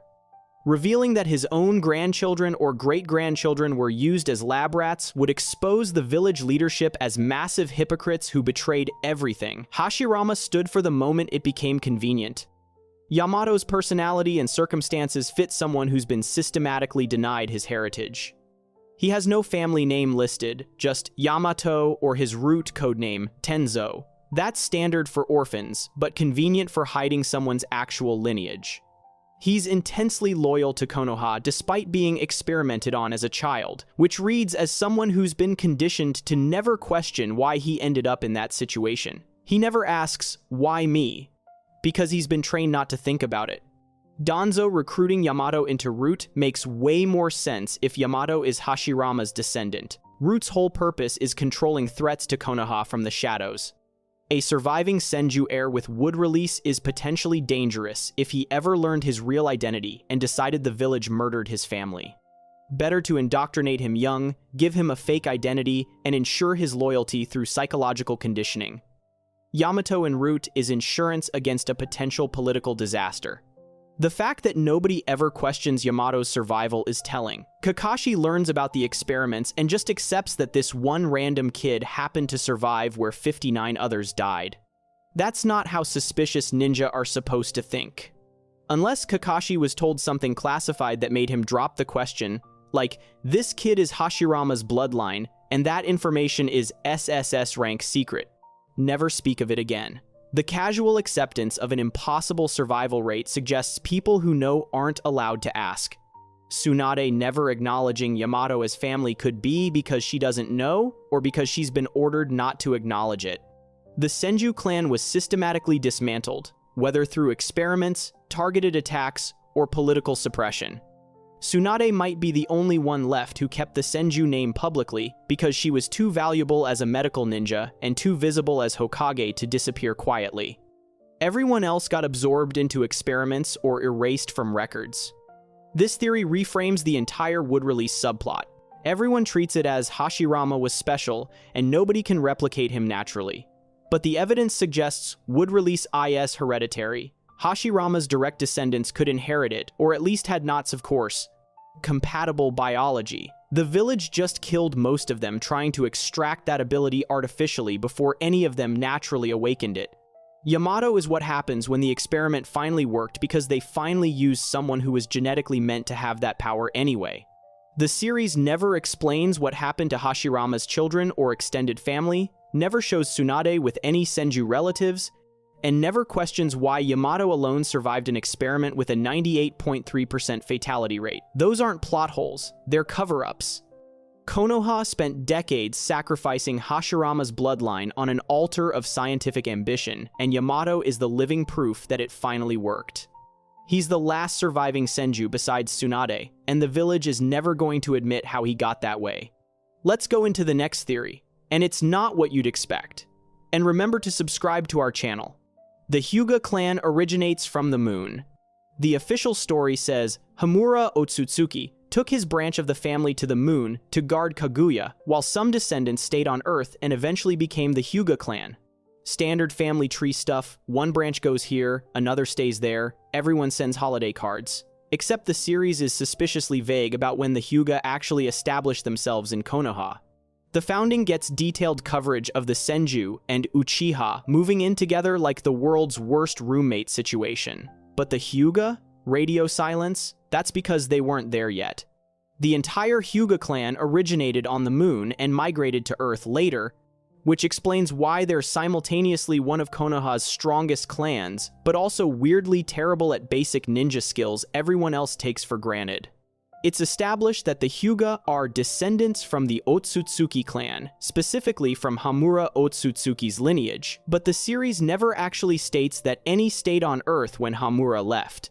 Everyone assumes some branch remained behind because the Hyuga exist in the present, but that's correlation, not causation. What if Hamura took his entire family with him, they spent generations on the moon, and then later decided, actually, Earth seems nice, let's go back? It would explain so much. Start with the ninjutsu problem.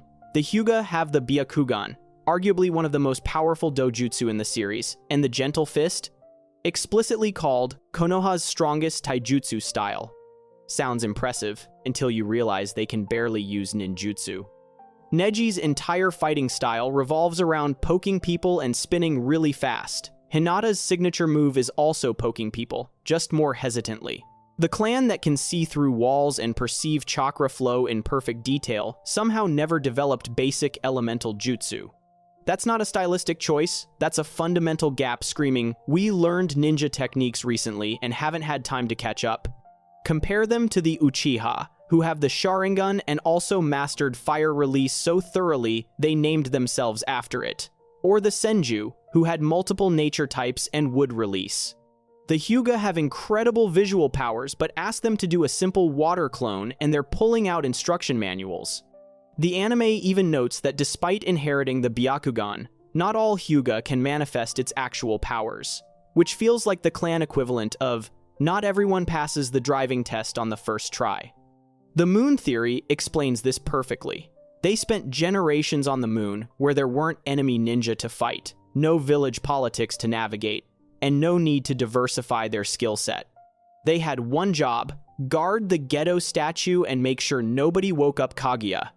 That requires exactly two things: really good eyes to keep watch, and a fighting style that can shut down chakra if something goes wrong. Gentle Fist does both. You don't need fire release to guard a statue on the moon. The founding of Konoha flashbacks never mention the Hyuga, despite them supposedly being one of the founding clans. The series has detailed information about the Senju and Uchiha establishing Konoha, but when it comes to the Hyuga's role, nothing. They just sort of appear later, already established as a powerful clan with their weird main house, branch house system fully operational. That's not how clan integration works when you're building a village from scratch. The branch house seal system is the smoking gun. Canon explains it seals the Byakugan after death and gives main house members absolute control over branch members through a simple hand seal that can destroy brain cells or cause them great pain. That's not normal clan hierarchy, that's military-grade population control you develop during a civil war. The theory suggests this seal was created during a conflict on the moon between the main and branch families, which makes way more sense than they invented brutal mind control seals just to keep their eyes secret from other villages. Think about the logistics. The Hyuga seal activates when the main house heir turns 3 years old. Every branch member gets branded on the same day, synchronized to one child's birthday. That's not a security measure. That's a mass marking ceremony left over from when the clan was smaller and more isolated. On the moon, with limited population, you could actually gather everyone for this ritual. On Earth, with Hyuga spread throughout Konoha doing missions, synchronized branding becomes a logistical nightmare. The series establishes that the main family inherited powerful chakra from their ancestor Hamura Otsutsuki directly, and only those who possess this special chakra can touch the Tensegan without suffering its side. 2 effects. The Tensegan is on the moon. If the Hyuga have been on Earth for generations, why would they have specific genetic traits tied to safely interacting with a moon artifact? That's like having hereditary resistance to Mars radiation. You only develop that trait if your ancestors spent significant time in that environment. The last. Naruto the movie shows Toneri, a direct descendant of Hamura's clan who stayed on the moon, attacking Hyuga guards. The movie treats this as Moon Clan versus Earth Clan, but both groups share the Byakugan and techniques. They're not distant relatives, they're recent branches of the same family tree. The similarities are too strong for thousands of years of separate evolution. The Hyuga's obsession with keeping the Byakugan secret through death seals makes more sense if they're recent immigrants trying to establish themselves. The series documents several attempts on the part of Kumogakure to acquire the dojutsu and the Hyuga affair where Hisashi died to avoid war. That's the behavior of a clan that knows it's vulnerable because it hasn't fully integrated into Earth's political landscape yet. Older clans like the Nara or Akimichi don't have this paranoia. The clan lacks presence in historical events before Konoha's founding. The Uchiha and Senju have documented battles going back generations. The Hyuga? They show up in Konoha, already established but with no war history, previous alliances, no nothing. During the Fourth Shinobi World War, Akumo Nin specifically notes they had a hard time against them during a previous war. Not wars, plural, just one. If the Hyuga had been major players on Earth for generations, there'd be multiple documented conflicts. The theory is that the Hyuga came to Earth maybe 1 or 2 generations before Konoha's founding, established themselves quietly, and by the time the village formed, they were powerful enough to demand founding clan status despite being relative newcomers. Their limited ninjutsu, overpowered visual jutsu, brutal internal control systems, and complete absence from pre-Konoha history all point to a clan that spent most of its existence somewhere other than Earth's ninja world. The Hyuga aren't Earth natives who happen to have moon relatives. They're moon immigrants who moved to Earth and pretended they'd been there all along. Let's switch to the next theory. This one's unbelievable. The white light chakra saber was forged from tailed beast chakra. Sakumo Hatake was so powerful that his reputation overshadowed even that of the entire Sannin, meaning this one guy with a sword was scarier than 3 legendary ninja combined. Foreign shinobi treated him as an object of fear and would panic at the mere possibility of fighting him. An Iwagakure ninja once mistook child Kakashi for Sakumo and immediately freaked out, despite Kakashi being maybe 10 years old at the time. That's not normal, really good swordsman energy. That's, this man has a weapon that shouldn't exist energy. The white light chakra saber was forged from tailed beast chakra, essentially making it a walking war crime that Konoha let one guy carry around for years until it became too politically dangerous to keep. The blade's most notable feature is right there in the name. It emitted a streak of white chakra when swung. Regular chakra-infused weapons glow with the user's chakra color. Sakumo's blade had its own chakra that it released independently. That's not enhancement, that's the sword having its own power source. The white color is key, because tailed beast chakra, when combined or in its raw form, manifests as white or colorless energy. The Ten Tails chakra is white. The chakra Naruto distributes during the war after combining with Kurama? White. Sakumo's sword glowing white suggests it was releasing stored Biju energy. The timeline supports this. Hashirama captured 8 of the 9 tailed beasts and kept them in Konoha before distributing them to other villages at the first Kage summit. That means for a period of time, Konoha had multiple tailed beasts just sitting around. What do you do with that much raw power when you're trying to establish your village as the dominant military force? You experiment. You try to create weapons that can replicate or utilize that power without needing a Jinchuriki. Hashirama could suppress and control tailed beasts, so extracting small amounts of their chakra for research wouldn't be impossible for him. The series establishes that tailed beast chakra can be stored and used later. The Gold and Silver brothers ate the Nine Tails flesh and gained its chakra permanently. Madara used extracted Biju chakra to revive the Ten Tails. If you can eat tailed beast meat and gain power, you can definitely forge that chakra into a weapon. Sakumo's blade was Konoha's attempt at creating a Biju-powered weapon that didn't require a human sacrifice to operate. Just put the chakra in a sword, give it to your best fighter, and watch him become a one-man army. This explains why Sakumo was compared to the Sannin. The Sannin had decades of training, legendary summons, and unique abilities. Jiraiya had Sage Mode. Tsunade had superhuman strength and medical jutsu. Orochimaru had forbidden techniques and immortality research. Sakumo had a sword. A really good sword, sure, but just a sword and standard taijutsu. For him to overshadow all three means his sword was doing something fundamentally different than normal weapons. A blade that could release Biju-level chakra attacks would absolutely put him on par with legendary ninja who spent lifetimes mastering their crafts. The fear factor makes more sense too. Enemy villages weren't scared of Sakumo's sword skills, they were scared of what his sword represented. If Konoha figured out how to weaponize tailed beast chakra without Jinchuriki, that's a game changer. Jinchuriki are difficult to control, require specific sealing techniques, and can rebel or be captured. A sword? You just hand it to your next best fighter when the current one dies. Sakumo wielding a Biju chakra blade meant Konoha had potentially solved the biggest problem with using tailed beasts as weapons, the human element. Here's where it gets interesting. After Sakumo died, the sword disappeared. It's stated that Kakashi inherited the white light chakra saber, but we never see him use it, not once. Kakashi becomes one of Konoha's elite jonin, known for his versatility and use of various weapons, but his father's legendary blade that made him famous never comes out. Either Kakashi is really bad at swords, he's not, we see him use them fine, or the blade was taken from him and sealed away. The village probably confiscated it after Sakumo's death. Think about the political situation. Sakumo failed a mission and became a pariah, then committed suicide. His death was shameful and village morale was damaged. The last thing Konoha needs is people asking questions about the super weapon he carried. What if someone examines the blade and figures out it contains tailed beast chakra? What if enemy villages find out Konoha experimented on Biju to create weapons? That's the kind of scandal that starts wars. Easier solution. Seal the blade, tell everyone it was inherited by Kakashi to save face, and quietly ensure it never sees daylight again. Maybe they destroyed it.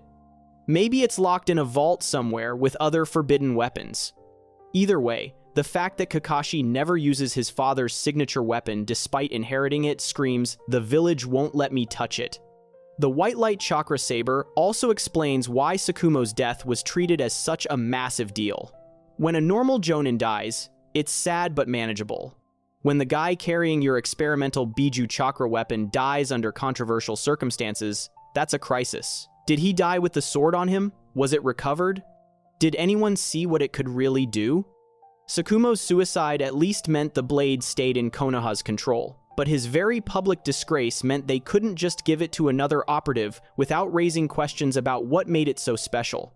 The series never explains where the blade came from or who forged it. Chakra weapons are common, but ones with their own independent chakra source are basically non-existent.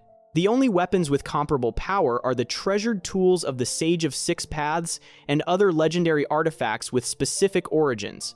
Sakumo's blade having that level of power means it required something extraordinary as a material. Tailed Beast Chakra fits perfectly. Konoha had the opportunity, multiple Biju in custody, the motivation establishing military dominance, and the expertise, Hashirama's Biju control and sealing knowledge, to create such a weapon. They gave it to Sakumo because he was loyal, skilled, and could handle the responsibility. It worked great, until his public disgrace made the blade's existence politically inconvenient. After that, the weapon disappeared into Kakashi's inheritance where it would never be used again, and everyone pretends it was just a normal sword that happened to make Sakumo stronger than the Sannin combined. Let's run with the next theory. You won't see this coming. Itachi placed Sasuke under genjutsu during their final fight. The battle between Itachi and Sasuke is repeatedly revealed to be layers of genjutsu. First, the whole taijutsu exchange was fake. Then Itachi ripping out Sasuke's eyes was tsukuyomi. Multiple times, Sasuke thinks he's won only to discover he's been trapped in an illusion. So, when Itachi walks toward his exhausted brother at the end, supposedly seeking his eyes, and then just pokes his forehead and dies of exhaustion, why does everyone assume that part was real? Itachi's specialty is genjutsu so powerful it can torture someone for 72 hours in a second. His final act was placing Sasuke in the ultimate illusion, a world where everything eventually works out perfectly for him. Sasuke never escaped that final genjutsu. Everything after the forehead poke is Itachi's dying gift, a dream where Sasuke gets his revenge, learns the truth, and lives the life Itachi wanted for him. The fight establishes that nothing can be trusted. The arc summary explicitly states, it then turned out that Sasuke and Itachi's battle so far had been pure genjutsu. Later, it was revealed that the whole fight so far had been a genjutsu, namely Itachi's tsukuyomi, which Sasuke had overcome. The entire battle is structured around Sasuke thinking he's in reality when he's actually trapped in illusion. Itachi is a master of layered genjutsu who can make you believe you've broken free when you're still caught. Why would his final moments be any different? The forehead poke is the key. It's Itachi's signature gesture from their childhood, the physical action he used when making promises to Sasuke. Every time he poked Sasuke's forehead, it was accompanied by words or feelings. The final poke comes with, "I'm sorry, Sasuke. There won't be a next time," a callback to his broken promises to train with Sasuke. But what if that poke wasn't just sentimental? What if it was the activation mechanism for a genjutsu Itachi had been planning all along? One so subtle, Sasuke would never realize he was trapped.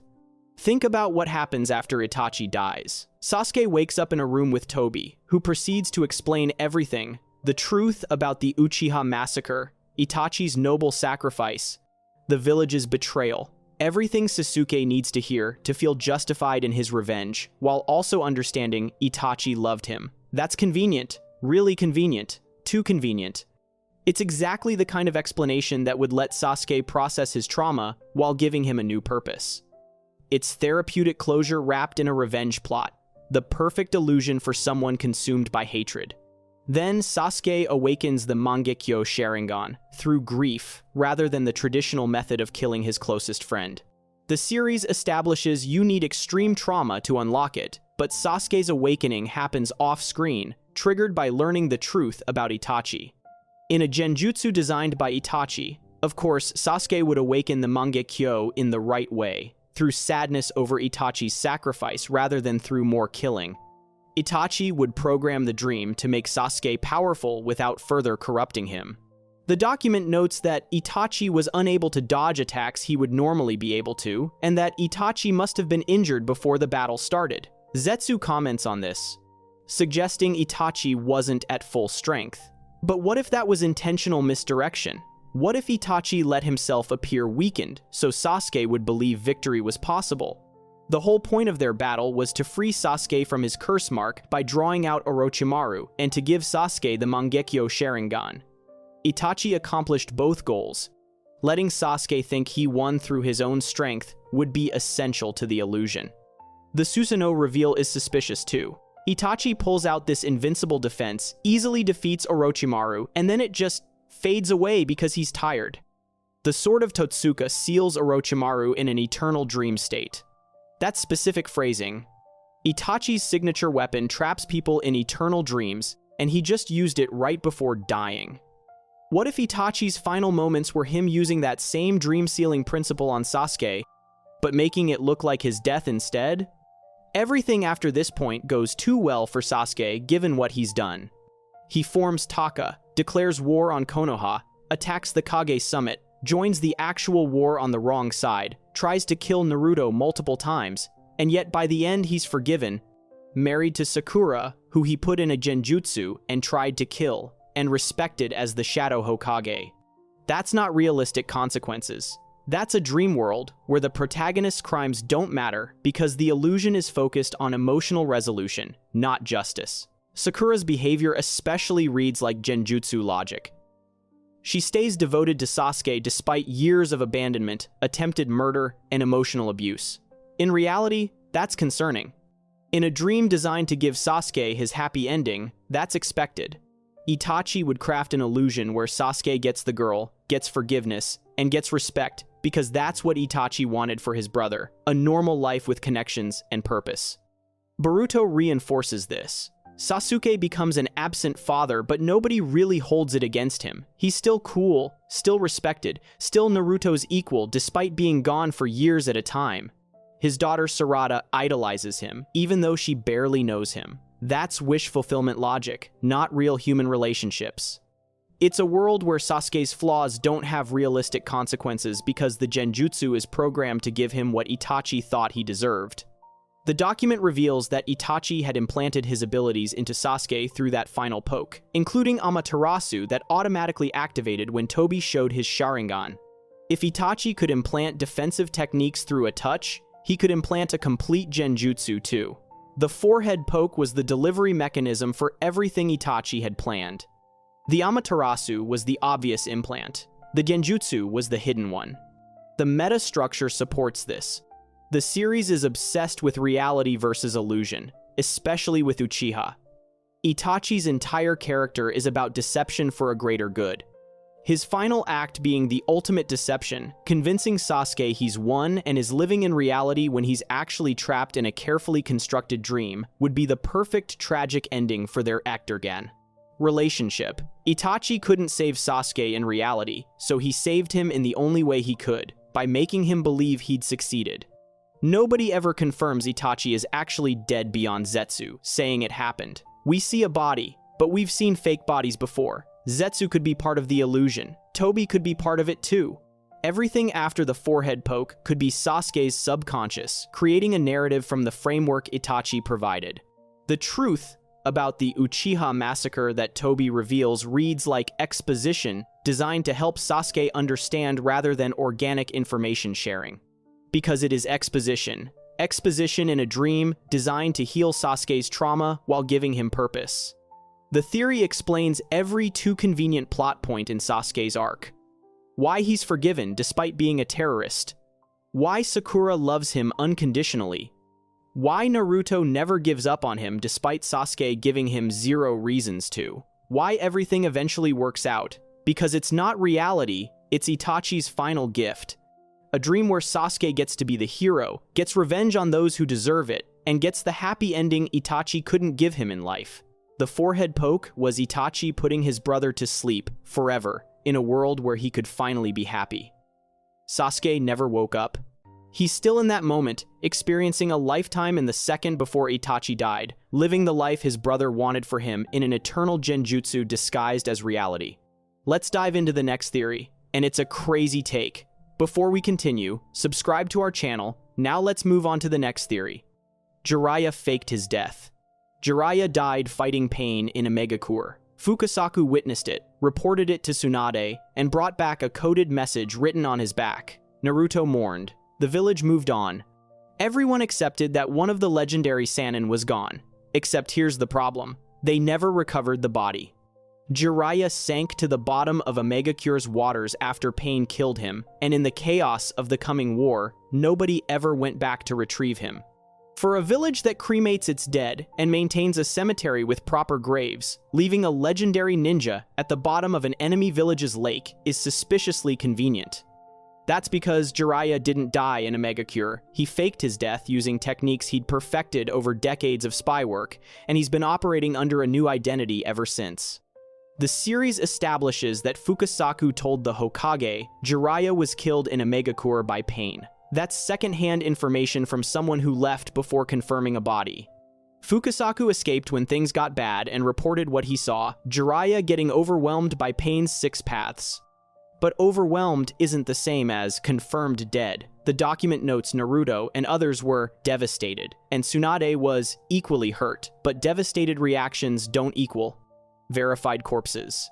In the ninja world, if you don't have a body, you don't have a death thing. You have a missing nin situation that everyone's choosing to interpret as a fatality. Jiraiya's entire career was built on infiltration, espionage, and gathering intelligence in hostile territories. He spent years moving between villages undetected, maintaining cover identities, and extracting information from closed organizations. The man wrote a network of coded novels that doubled as intelligence reports. He's a spy who understands tactical retreat and the value of letting enemies think you're eliminated. Faking his death to go deeper undercover is exactly the kind of move someone with his skill set would pull. The coded message is the smoking gun. Jiraiya used his final moments to write "The real one isn't there" on Fukasaku's back in his unique katakana script. Everyone interprets this as revealing Pain's secret, that the main body isn't among the 6 paths attacking. But coded messages can have multiple meanings, especially from someone as paranoid about secrecy as Jiraiya. The real one isn't there could also mean the real Jiraiya isn't there, a hint to those smart enough to catch it that what Pain killed was a diversion. Jiraiya spent his whole life writing in code. Why assume his final message has only one layer? The circumstances of the death are suspicious. Jiraiya went to a Megacure alone despite knowing it was a trap. He sent Fukasaku away before the final confrontation. He made sure there were witnesses to his struggle but no witnesses to his actual end. That's operational security 101 for faking a death. Create a narrative, ensure someone survives to report it, but keep the final moments ambiguous enough that you can slip away. Pain's 6 paths swarming him and his body sinking into water is the perfect cover because water obscures everything and nobody's diving into enemy territory to recover remains during an active conflict. Jiraiya's spy network disappeared after his death. The series never addresses what happened to his extensive intelligence contacts across multiple nations. Those networks don't just dissolve because the handler dies, someone would take them over or they'd be exposed. The silence suggests those networks are still active and still being run by someone. Someone who needs the world to think Jiraiya is dead so they can operate without enemy villages, tracking their movements or connecting intelligence leaks back to Konoha. The timing works too. After dying, Jiraiya would have had years to establish a new identity, while the ninja world focused on the Fourth Shinobi World War and its aftermath. By the time Boruto's generation comes around, he'd be completely embedded in his new role with a fresh cover story that nobody would question. The fact that Konoha never mounted a recovery mission for his body suggests someone high up might have been told not to look too hard, because finding nothing would confirm what they already suspected. Tsunade's reaction is telling too. She's devastated, but she never demands proof. She never sends a team to recover the body. For someone who loved Jiraiya and lost so many people in her life, her acceptance of his death without verification is uncharacteristic. Unless she knows something she's not sharing. Unless Jiraiya told her before he left that if things went bad, she should let the world think he died. Tsunade keeping that secret would explain her grief without action. She's mourning the loss of his presence in her life, not his actual death. The document mentions Jiraiya's message referenced, "The real one isn't there" as Pain's secret, but Pain had 6 bodies operating simultaneously. Which one is real? The phrasing is deliberately ambiguous. If Jiraiya wanted to say, "The controller is elsewhere," he'd say that directly in code. Instead, he chose wording that could apply to multiple situations, including his own status. That's professional paranoia. Even in a coded message to allies, leave room for misdirection in case enemies intercept it. Fukasaku asking Naruto to learn senjutsu, like Jiraiya, immediately after reporting his death is strange phrasing too. Not in honor of Jiraiya, or to carry on his legacy, but like Jiraiya, as if Jiraiya might still need someone trained in sage arts for future missions. Fukasaku's a centuries-old toad who's seen multiple generations of ninja come and go. He'd know the difference between training a successor and training a partner for someone who's still operational. Jiraiya's spy novels continued publication after his death in some interpretations, which the series handwaves as completed manuscripts. But Jiraiya wrote those books in real time as intelligence reports. Dead authors don't adapt their stories to current events. If novels with his writing style kept appearing, that's not posthumous publication. That's an active author using a pen name and letting people assume they're reading archives. The theory is that Jiraiya recognized the fight with Pain as an opportunity to fake his death and go completely dark for a deep cover operation. Something big enough that he needed to disappear completely. Something that required everyone, including allies, to believe he was gone so he could infiltrate organizations that would never accept him if they knew who he really was. Jiraiya spent his life gathering intelligence on threats to Konoha. His death didn't end that mission. It let him pursue it without limitations. Years later, in Boruto, a mysterious character appears with the same facial markings Jiraiya had, summoning toads and frequently mentioning Konoha, despite supposedly having no connection to the village. That's Jiraiya living under his new identity, still protecting the village from the shadows, exactly like he always did. The pervy sage didn't die at the bottom of Omegacure's waters. He just let everyone think he did so he could keep working without the baggage of his legend. His body was never recovered because there was no body to recover, just a stage magician's greatest trick, making the audience believe they saw something that never actually happened. Let's push into the next theory. This one's something else. Itachi was Jiraiya's secret informant in Akatsuki. Jiraiya spent years gathering intelligence on Akatsuki, somehow knowing their members, their abilities, and their general plans, despite the organization being more secretive than a fight club that actually follows the first rule. He infiltrated Omegakure, tracked their movements, and compiled enough information to write detailed reports, all while Akatsuki remained one of the most mysterious threats in the ninja world. The series never explains how Jiraiya got this information. Random spies, lucky breaks, excellent detective work? None of those explanations hold up when you're talking about an organization that kills anyone who gets too close. Jiraiya had a source inside Akatsuki, feeding him intelligence, and that source was Itachi Uchiha, who spent years playing double agent, while everyone, including most of Konoha's leadership, thought he was a legitimate terrorist. The timing is the smoking gun. Jiraiya receives intelligence that Akatsuki's leader is in Amegakure right as Itachi is preparing for his final confrontation with Sasuke. Itachi fights Sasuke, dies, and immediately after that Jiraiya goes to Amegakure with this fresh intel and gets killed by Pain. That's not coincidence, that's a dead drop gone wrong. Itachi's last act before facing Sasuke was sending Jiraiya the location of Pain's base, knowing he wouldn't survive the night to provide any more intelligence. Jiraiya went to Amegakure based on what turned out to be Itachi's final message, making both their deaths connected by one last intelligence handoff. The series establishes that Itachi's entire mission was protecting Konoha from the inside. He massacred his clan on orders from the village leadership, joined Akatsuki as a spy, and spent years feeding information back to Konoha to prevent worse outcomes. But who was he reporting to? Not Danzo.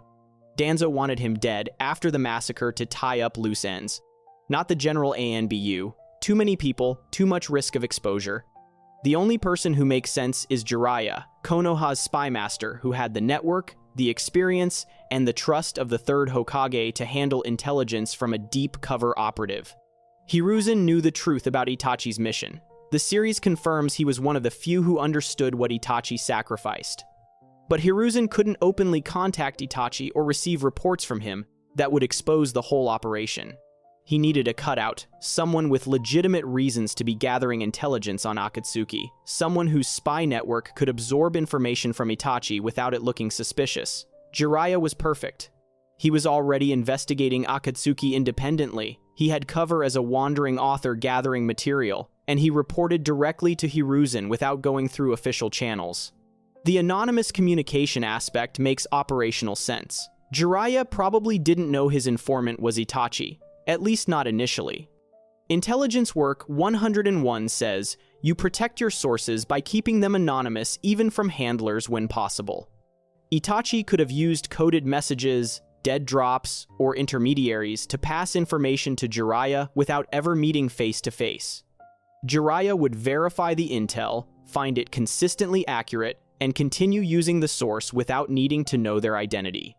This explains why Jiraiya never mentions having an Akatsuki informant, NPIS. He doesn't know who they are, just that they're reliable. Their encounter in Konoha supports this. When Itachi and Kisame show up in the village, Jiraiya confronts them. He uses his toad stomach technique to trap them, which looks aggressive, but notably doesn't actually kill them. It just contains them temporarily, while Sasuke and Naruto escape. Itachi responds with Amaterasu, which also looks lethal, but somehow Jiraiya escapes largely unharmed. For two ninja of their caliber, that fight was suspiciously non-fatal. It reads less like a genuine battle and more like a performance for Kisame's benefit, with both Itachi and Jiraiya putting on a show while making sure neither actually dies. The intel quality proves an inside source. Jiraiya knew Akatsuki's membership, their ring system, their general goals of collecting tailed beasts. That's not information you get from external surveillance. That's information you get from someone attending their meetings. Akatsuki operated in hidden bases, communicated through genjutsu projections, and killed anyone who got too close to their secrets. Jiraiya having detailed organizational knowledge means someone inside was briefing him, and Itachi is the only Akatsuki member with motive to betray the organization. The final intelligence about Pain's location is too specific to be coincidence. Amegakure is a closed village under Pain's control. Random spies get killed trying. Jiraiya going straight to the right location suggests he had precise intelligence from someone who knew Pain's movements intimately. Itachi, as a high-ranking Akatsuki member, would know where Pain operated from. Passing that information to Jiraiya before dying makes sense as a final contribution to protecting Konoha. Itachi's entire character is built on sacrificing everything for the village while making sure nobody knows about it. Being Jiraiya's secret source fits that pattern perfectly. He can't openly contact Konoha without blowing his cover in Akatsuki. He can't feed intelligence through official channels without Danzo or others finding out and compromising the operation. But he can anonymously pass information to Jiraiya, knowing it will reach the right people while maintaining his cover as a legitimate Akatsuki member. It's the perfect arrangement for a deep cover spy. The tragedy is that both of them died right as their partnership ended. Itachi's final intelligence drop was Pain's location, sent when he knew he was about to die fighting Sasuke. Jiraiya received it, went to investigate, and died, because he didn't know his source was gone and couldn't provide backup intel or warn him about Pain's abilities. If Itachi had survived even a few more days, he could have told Jiraiya about the 6 paths of Pain, about the Rinnegan, about the fact that the real one isn't there. Instead, Jiraiya went in with incomplete information and paid for it with his life.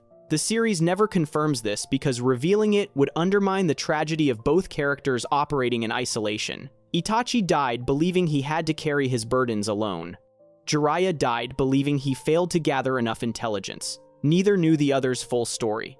But the evidence points to years of collaboration where Itachi fed Akatsuki's secrets to Jiraiya, who used them to prepare Konoha for the coming threat, all while maintaining perfect operational security that kept even their closest allies in the dark. The greatest spy partnership in the series was so secret that not even the spies involved knew they were working together, and when it ended, both of them died within days of each other because the intelligence pipeline had been severed at both ends. Let's head over to the next theory. It's a shocking one. Jashin is connected to the Shinigami. Hidan worships Jashin, a god that demands nothing less than utter death and destruction, and grants immortality in exchange for ritual sacrifices. He performs elaborate ceremonies involving blood, symbols, and shared damage between himself and his victims. The series treats this as generic cult behavior, weird religious extremism from a psychopath who happened to stumble into real supernatural power. Except Hidan's abilities, his appearance during rituals, and the mechanics of his immortality all point to something more specific. Jashin is directly connected to the Shinigami, the death god that took the souls of Hiruzen and Minato. Hidan is hosting a variation of the Shinigami itself, collecting lives through ritualistic sacrifice to sustain an immortality that's really just perpetual death wearing a human skin. The visual evidence is explicit. When Hidan activates his curse ritual, he transforms into what the series describes as a Grim Reaper-like appearance, with black skin and white bone-like markings. More importantly, Kishimoto himself confirmed this was intentional. The databooks reveal that Hidan's design, with the skeletal patterns and scythe, were meant to resemble a Shinigami because Hidan uses curses and things. The creator explicitly designed Hidan to look like a Shinigami when performing his technique. That's not aesthetic coincidence, that's functional design reflecting what Hidan actually becomes during his rituals. The mechanics of his immortality support a Shinigami connection. Hidan can survive virtually anything: decapitation, dismemberment, being blown apart, but he'll die from malnutrition. That's not normal immortality. That's specifically death by starvation being the only fatal condition, which reads less like invincibility and more like being caught between life and death. A Shinigami doesn't need food because it's already dead. But if a human is hosting a Shinigami, their body would still require sustenance, even while the death god prevents conventional death. Starvation kills Hidan because it's the one thing the Shinigami can't override. The ritual mechanics mirror how the Shinigami operates. When the Shinigami is summoned through the Reaper Death Seal, it creates a link between the summoner and target, with the summoner experiencing the same attack that kills the target before both souls are dragged to the Shinigami's stomach. Hidan's curse ritual does the exact same thing. Ingests the target's blood, links himself to them through the Jashin symbol, and any damage he takes is reflected on the target. The difference is Hidan's immortality means he survives the shared damage while the victim dies. It's essentially a reversed Reaper Death Seal, where the caster lives and the target dies, instead of both dying together. The sacrifice for immortality exchange proves supernatural bargaining rather than training. It's established that Hidan was granted immortality in exchange for the many sacrifices he and his fellow worshippers made. That's transactional, lives given in exchange for deathlessness. The Shinigami operates identically. It demands a life in exchange for its power. The Uzumaki developed the Reaper Death Seal, knowing the cost was death, but they used it anyway because the Shinigami could accomplish things normal jutsu couldn't. Jashinism works the same way. The name hints at the connection. Jashin literally translates to evil god or wicked heart, but it's phonetically similar to Shin, Seishin, meaning death god. Jashin could be a corrupted or regional name for the shinigami, worshipped by cults who discovered how to access its power without formal Uzumaki sealing techniques.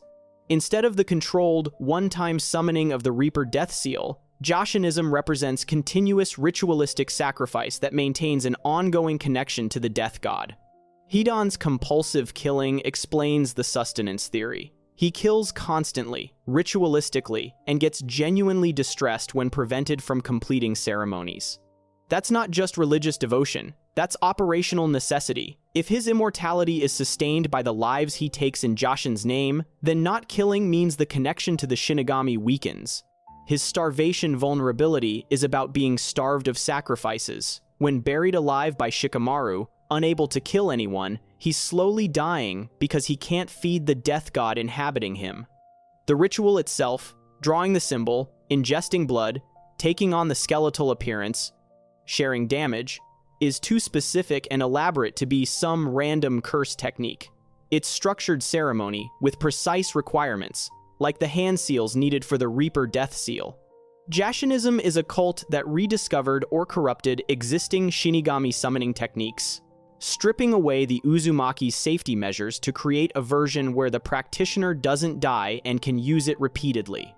Konoha's investigation after encountering Hidan found almost no information about Jashinism and could not locate a single worshipper besides Hidan, leading to speculation that Jashin was in fact an invention of Hidan. That's because Jashin is a localized name for the shinigami that a small group stumbled onto. The Uzumaki kept the Reaper Death Seal secret and died out.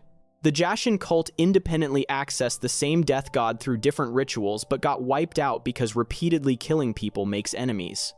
Hidan survived because his immortality let him outlast everyone who tried to kill him.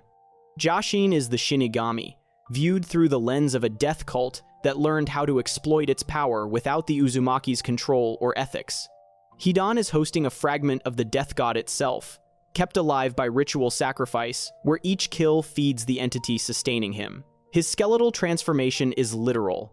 His inability to die is really inability to finish dying, stuck in the perpetual moment between life and death that the shinigami inhabits.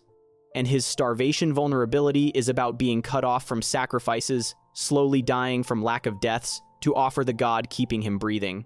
Hidan is a human host for a death god, paying for eternal life by feeding its souls, trapped in a bargain he can never escape because the only way out is the one thing the shinigami inside him will never allow: death itself.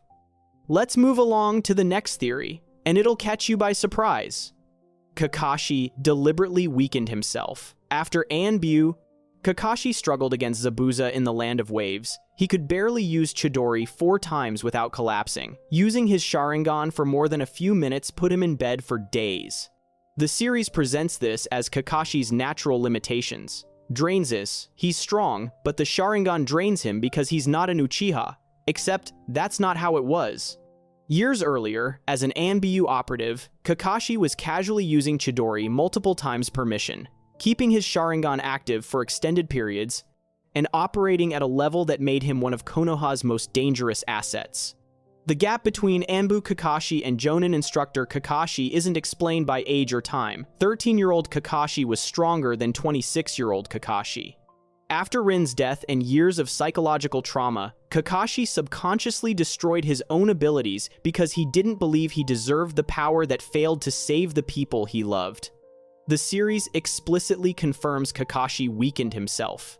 During the Wave Arc, while climbing to train Sasuke, Kakashi admits, "This rock climbing shouldn't be this hard, and I have really let my body get weak." That's not a throwaway line, that's acknowledgement he's operating below his clay capabilities. A ninja doesn't accidentally get weaker. Training is built into their lifestyle. Kakashi didn't lose strength through natural decline. He stopped maintaining it. He took the easy teaching job, failed every genin team for years, and spent his time reading porn instead of training. That's deliberate avoidance disguised as laziness. The Anbu arc documents show a completely different Kakashi. He's cold, efficient, and powerful, frequently eliminating opponents without hesitation, using Chidori multiple times per mission without collapsing, and maintaining his Sharingan for extended operations. The document notes he became frequently killing opponents in cold blood and that Minato assigned him surveillance work, hoping a more cheerful mission will help him recover from trauma.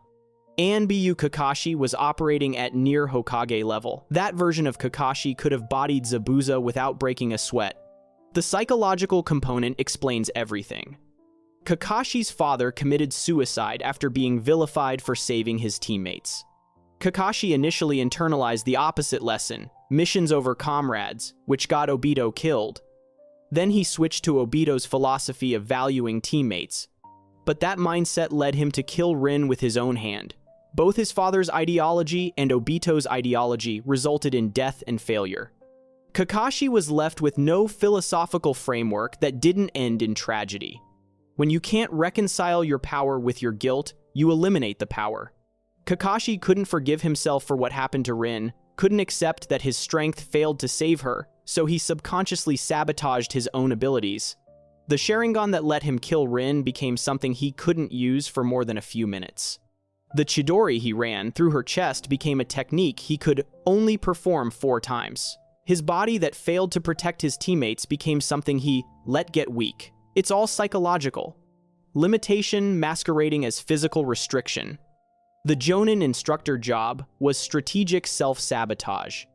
The document establishes that Kakashi consistently fails the teams he tests over their lack of teamwork, wanting to make sure that no team will ever suffer the same losses his team had. For years, he failed every single team, which meant he never had to actually lead anyone into danger. No students means no missions means no combat means no risk of his power failing someone again.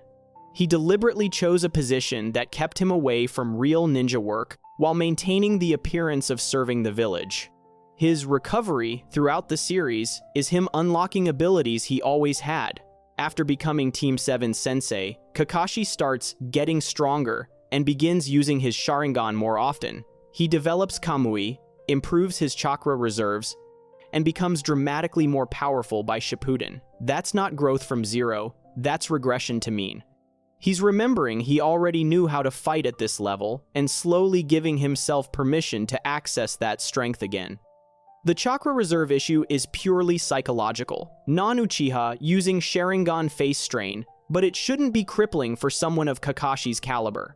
Anbu Kakashi used it extensively without the debilitating exhaustion that plagues Part 1 Kakashi. The difference is mental. Anbu Kakashi had a mission and pushed through. Jonin Kakashi had guilt and shut down. When he starts caring about Team 7, his reserves mysteriously improve because his mind stops sabotaging him. The Bell test reveals his mindset. Kakashi designed a test specifically about teamwork and fails everyone who doesn't achieve it. But the real reason is to avoid responsibility. If students can't work together, Kakashi doesn't have to lead them on dangerous missions where his strength might fail them. He's testing for an impossible standard as an excuse to remain isolated. When Team 7 passes despite his expectations, he's forced to actually engage, and that engagement slowly breaks down his self-imposed limitations. Guy's constant challenges show Kakashi isn't trying. Guy winning most of their competitions is absurd considering Anbu Kakashi's actual capabilities. Guy is beating Kakashi because Kakashi isn't trying. Guy represents everything Kakashi can't access, wholehearted commitment without psychological baggage. The teaching eventually saves him. By investing in Naruto, Sasuke, and Sakura, Kakashi slowly rebuilds his ability to value his own strength. Naruto's philosophy mirrors Obito's, but with optimism instead of tragedy. Sasuke's quest for power gives Kakashi a student who needs his knowledge. Sakura's growth shows that strength can protect, not just destroy. Through them, Kakashi reconstructs a worldview where his power has purpose beyond failure. The dramatic increase in his abilities during Shippuden is character recovery. The Kakashi, who fights pain, who develops Kamui into a deadly precision tool, who stands against the Akatsuki, dated, that's who he always was under the depression and self-sabotage. Anbu Kakashi never went away. He was just buried under survivor's guilt and philosophical collapse. Kakashi didn't get weaker through bad luck or natural decline. He deliberately destroyed his own capabilities because he couldn't reconcile being powerful with being the person who failed everyone he loved. The copy ninja, who knew 1,000 jutsu, reduced himself to barely functioning because that felt like appropriate penance. His journey is about finally forgiving himself enough to remember he never had those limits in the first place. That's it for today. If you enjoyed our video, subscribe to our channel, and I'll see you in the next one.